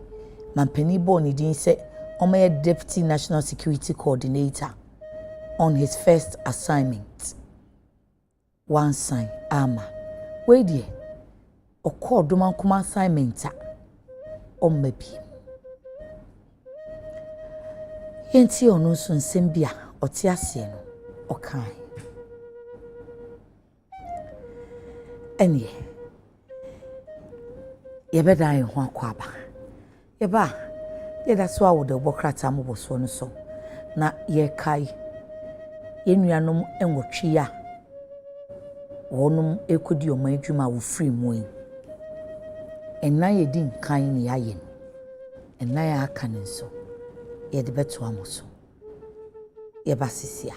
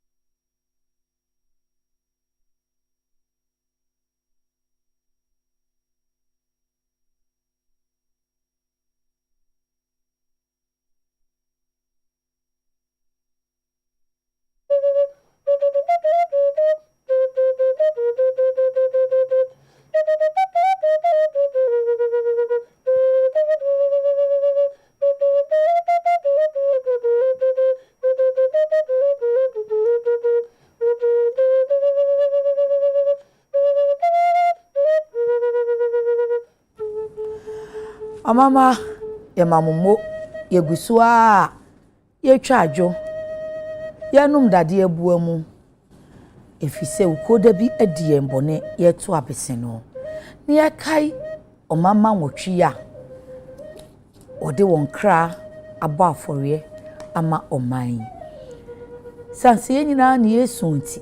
ye nkenkan madwenche no kakrai Rashida to do say oh sister ya you are making me cry out loud. Rashida, kose. Elizabeth Edu says, Mary Boatma was Danny Banahine was St. James Seminary and Secondary School, Old Boys Association. A year Joba, ye Mayenuya squadron leader, Peter Anala, Nanti Nache say, Oko St. James. Prince nyakon say de ato ye nyina no yensa no a ne yebo yensa no a na yebo ena nana ya say owura sapon wama asemi aye yen yadodo Rosemary Otu osierade wo man ne wo mamobo Godwin Fojo osi Beatrice Mausi erade mfa won kra ensie yi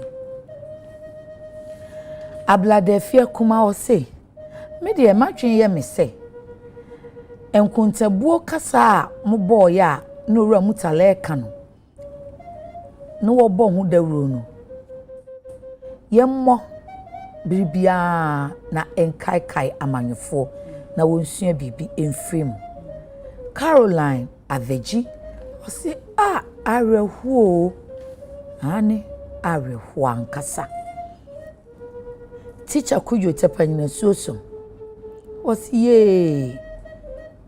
mujapa wo munim ho hwe ena aka agui yentumi fa hwe nhyana mu bi hwan na behwe wo mma muma yenkai hu se eyade a ehia pa ojumtofo bi bo no nwum osi ajabi wo ajabi ti asede ye candidate da wisia de hia ne se yesi agya na wie de agya nka bedi mpa bono na ne dabre mu so ayeden akuya Ghana ma muma ye enye safo yi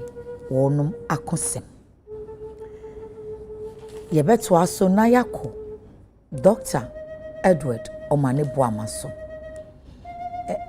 enu asem mo awie mo bekọ agya me wo ene minimu adi nkra no no nti mo ma bai na me to aso ewia se bibia ni ho a mo de betwa to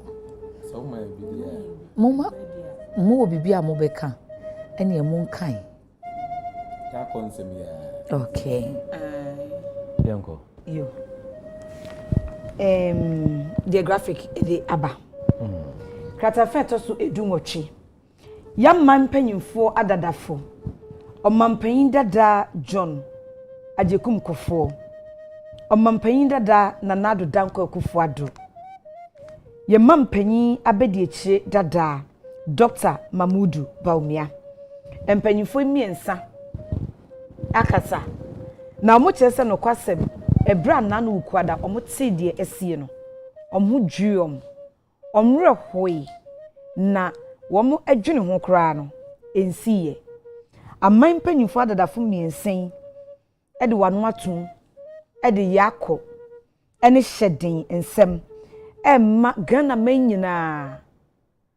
emusua adehye nwotwi efrimu se womo enchichi omho re ene Ghana fo nyina se ebrewe enye ebre a ye nyina yebesu abom yebedi areho abom na yache odo ene biakoye ama ye ho ni yapem akoye nim aman dadafo mpanyimfo miensen ensem ne se otwedi amponkwa me enhu ye mobo na de asie ebi ensi biu graphic katafen to so edu enwotwe the meso be the so the new publisher na Osahin Alexander Kwamena Afenyomaken minority leader ono so na ekasai o se de esi no mayem nye no amanyosem mayem nye no NDC MPP we yemfa amanyosem ento nchen eyo mani nyina ana oyende kese sa atoyen nti de ato NDC no ato MPP wom nyina esun abom na obesre se we no yemfa nye nkai dum na yasrafoɔ do mu hia sɛ na sister ya aka no yenye momo sɛ wemhye no mu hia yenhwɛ na yemfa momo ma yenye bibia amanyosam ɛwɔ man emu nti wei ɛne nsɛm a Sahene Alexander Kwamena Afenyomaken ɛde atodwa na Jospon Group of Companies ye Dr. Elder Joseph Sian Japan Zoom Lion ɛda no wɔn so de atodwa sɛ wɔn so de asi no arehuo enya busuafo nko na ate yaw eye Ghana nyina ena yaw kese atoyen enti de Dr. Elder Joseph Sian Japan CEO edema Jospon Group ɛne Joshua Dwumakuo no ɛka nyinaa ne sɛ wɔn ma Ghana de hyɛ nyinaa yɛ akɔtitiri ne Ghana mampanin His Excellency John Dramani Mahama ɛne abusuafo a adeɛ atɔ wɔn ani. Sɛ ɛne ne yɛ kae mu sɛ ɛkyena ɛna nkanea so anaasɛ candlelight vigil no bɛba so wɔ forecourt of the State House enwumre nunum ɛna obɛfiti aseɛ. Yɛkɔ Dr. Edward Kofi Omane Boama na ɔyɛ soafo a ɔhwɛ bambɔ nsɛm so Minister of Defence. Edini nyinaa na mabɔ akyerɛ wei Dr. Edward Kofi Omane Boama. Yɛwɔ no December 26, 1974. Kane no a enko ye Kofi Bronya. Enanso Bronya anto no no wedibie. Nti wohwɛ mu a na no December ya eno nya mfie no aduonum 50 years. Oye kwawuni ofri obome kwawu ewo epuye mantam no emu. Oko school ewo epuye mantam mu hɔ a Pope John Senior High School and Minor Seminary. Na no kra school yi eye enkayesom de oka no requiem mass ne bi ema no. Nti oye pojuba. Ofri hɔ no Oba University of Ghana ebegye ntete yese opeso oye doctor ni a obehwe enipa yaredem enti obe University of Ghana Medical School okoto aso ewo Washington University School of Medicine St. Louis ewo Missouri ewo USA minor emu enu achi oje master's degree ewo Health Policy Planning and Financing ewo London School of Economics and London School of Hygiene and Tropical Medicine.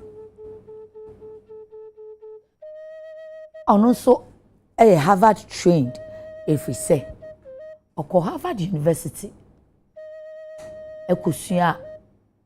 ade kakra enso ewo ho Oshana manyo samasi ebra no wo University of Ghana. Sabre no. Obeye Nux president. Inti comrade. Alute ye ntumi anto aso but yenim say victory no de nyame de bema wo if say okopa no wako awie. Enkunim no nso wadi de aka ne nkunim abotira Ode Beshow, enti Victoria Aseta. Oye coordinating secretary, Emma Federation of Ghana Medical Students Association. Na o practice medical doctor, ansa ena oba ababeye politics. 2009 to 2012, obeye Deputy Minister of Environment, Science and Technology. Afei 2012 to 2013 obeye Minister for Youth and Sports Sabre 2013 to 2017 obeye Minister obeye spokesperson Emma President Mahama enitina president say akane pa if he say bi mu ho a na wo mo ben ni kasa ma fodi na chese ase obi nkonya bi Nyaminenim 2013 to 2017 Obabeye Minister for Communications Nano yenim kra no 2024 elections ona no Director of Elections any IT Emma NDC amanyoko no wonum edidi nkonim eno no nso February mampani bo ni din a Obabeye Minister for Defence. Yete se o. Dwumadie foforo na mampani kodi nti ontumi nkɔ. Eno se. Kwai Kofi na kodi dwumayi mami. Ntifu ni hɔ a apegyafo hɔ. Saa na ɛyɛ nkradie edinkra eno no yenhwe ono nso ne nsem ni bia ye de be kai no. Good morning. So this morning we visited you to encourage you as your defense minister, together with my brother, the Minister for Education, Honorable Haruna Idrisu, your MP, just to let you know that we think about you, we care about you. We know it is mathematics. But if I'm here with you today, it means I've come to give you good luck. Amen.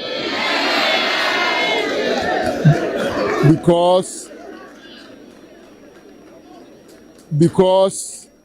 I love mathematics. So all I'm saying is, as you approach the paper, just do the questions that you can answer best first. Don't waste time on the difficult questions. Cover everything that you can do first before you come back and concentrate. Presidential jet Falcon 900 EX easy registration number 9GEXE was unavailable on Thursday, 22nd May 2025, when the Vice President returned to Ghana. The aircraft has been undergoing a 24-monthly or 1,600 flight hour inspection in France since 11th March 2025. After a series of postponements of when the jet was to return to Ghana due to risky multifocal massive defects identified and being worked on, the inspection is expected to be completed by 31st July 2025. There is corrosion in the air intake plug receptacle of the second engine of the aircraft, intermittent tripping of the starter generator of the second engine. There's a need to install a new turbo fan. Being more specific, the fuel tank is also corroded, the left-hand feeder tank corroded, right-hand feeder tank corroded, left-hand center wing tank heavily corroded. Na chese presidential jet no ho asem na no wo kan wo chechire part awiwe na achi asese kra enti momo yemfa nkwa adwendwen mu na si hia fofora yemfa politics ne nto nchen ne yento yeti say Dr. Manibu amane ma me di ne bakro enti ne ma me die ne sunumo ate ankasa oja wo yireta buama ena nkwada ewo echi afei military pilots Ghana Air Force officer flying officer Manien Chum Ampedu Ghana Air Force co-pilot onu ne adru ni sui ne rank no ani se oye flying officer makasa atrafo no de omunsem no eni wo bebre san wo madwuma ne nhihye yinti onu nso oko KNUST ekoye Bachelor of Arts in Geography 2017 ena odi ewie ne course no kakra yenimfa flying officer Chum Ampedu ho a eno no Samuel Abuaje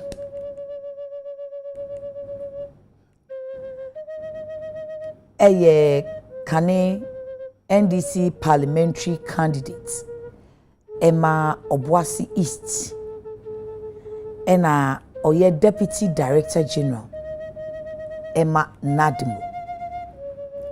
ono so ye December 23 1980 nti wohwemu dia over 44 years enka December yi ena obenya 45 ena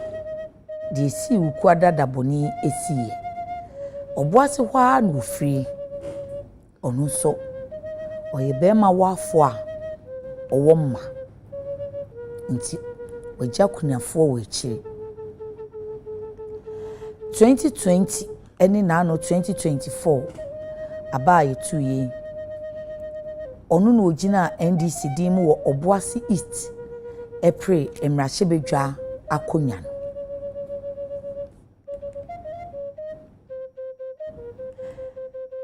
na no February ya wa afimu no ena mampani bo ni din se omeye Deputy Director General National Disaster Management Organization NADM dwumadi anu okodi na efa oduma kuma bobre ho eni fa agudie ni tue ne nsensem nti ena na woko bia enka wedi efie kofi ko efie pe enso akwantinfi wuo bia ya okofri mu ebra sa asrafo wiem hyen ekotito ye ono so yentie ni nsem ni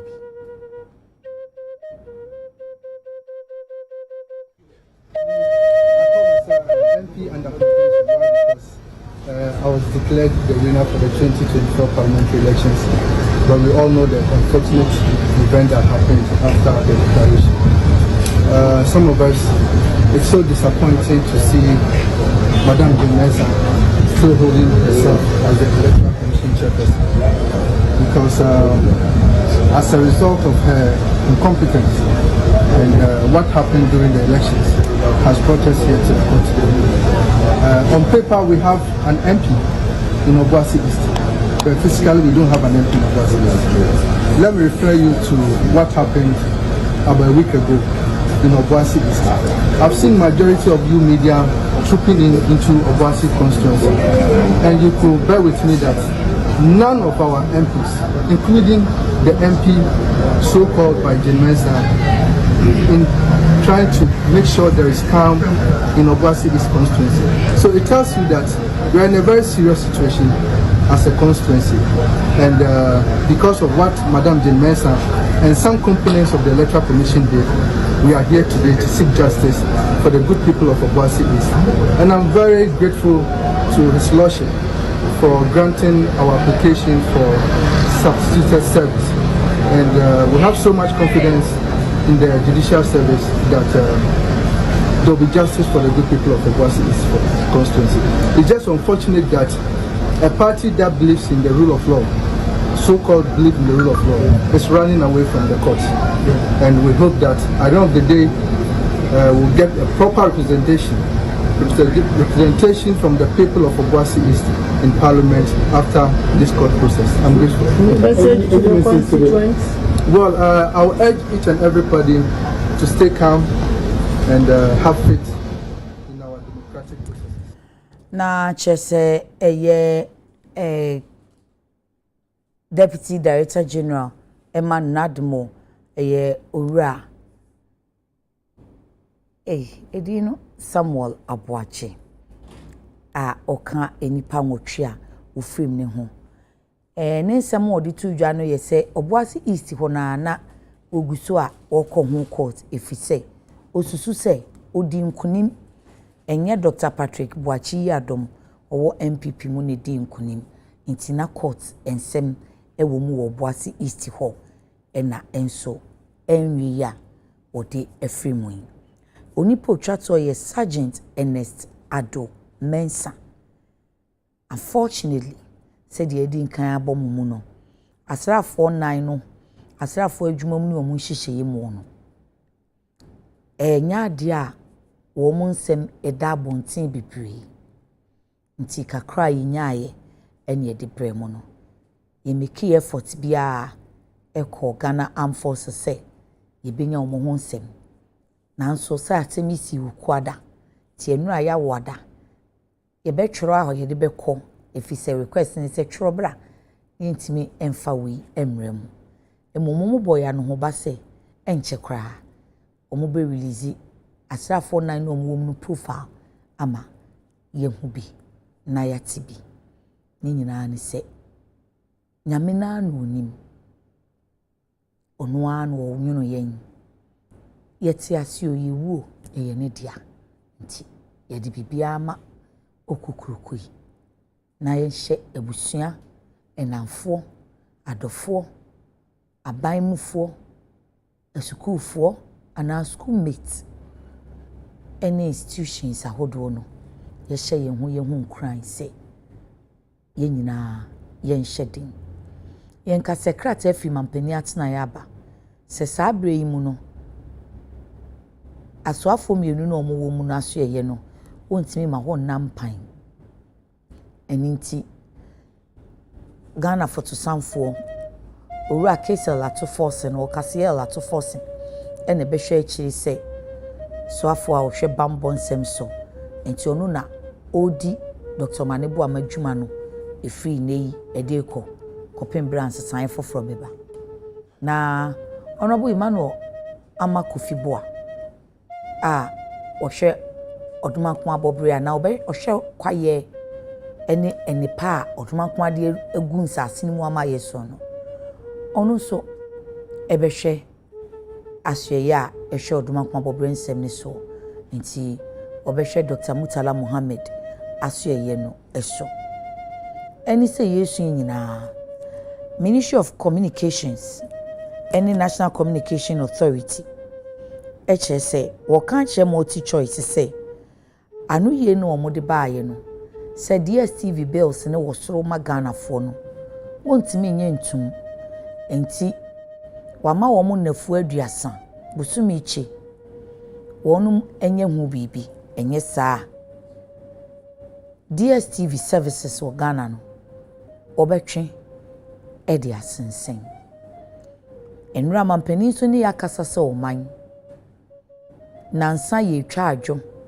ye wie kina ne ye nwie Adekye ne na wotwe pepepe osana abosumi de to so dunu me 15th August oman ni nyina bebom na ya ye wufusom ede ama omama nwotwe ya wonum enam oman somsom ehia wonum kwanhia wuo ewu ahomti wuo akwanti mfiwuo eja wuo ya se ye dan ye ho akwa abaye koba enne se de edikan bomumu no edwumadi enimu asesa impuni no ya nye ne baako ye ne mpanifo miensa na etina se omo asie from ye befre omo se ayekon aye no na no emrahye bedwani bi firi mu ya eneskumi afiye mu na no nkwada bi kwa asori nhie mudie woba wabenya kan kwanhia nkwada nka afi no wo mo fefe beye dunsia wo mo so afiri mu ya soma o man panifo enipa nwotwe wo mo komra no wo mo ankodru no mo de amane mpo abeboyen nti ye kan sen ne ya cheche ye hu re na se dia obi free mu a ye niema ne ye ni ye ene social media ya abai ye dia mamre betoto sabi sadia mo kanu no eni bie yi ho sen modernity and culture ye twa mfonyini krewi ye ma wo musu nyina mfonyini dasoi abusua yi kwa onam social media ne so a dabi kura ne refi kakra okopie social media ne wo hu na kai no tini nyina ho nkomo eni ebedie nti ene ye say healing a grieving nation. We are all grieving, but we've got to move on at some point in time. How do we move on? How do we heal? How do we get past this? How do we cross this hurdle too? We ene yen common. Yebeshi achieve Imam Kasama for Sheikh Karimiya Shaibu. Yebeshi Roman Sofo Father Michael. Oye Catholic chaplain or parliament. na yeshia psychologist na waboa yɛn psychosocial therapy emu yɛkɔ aba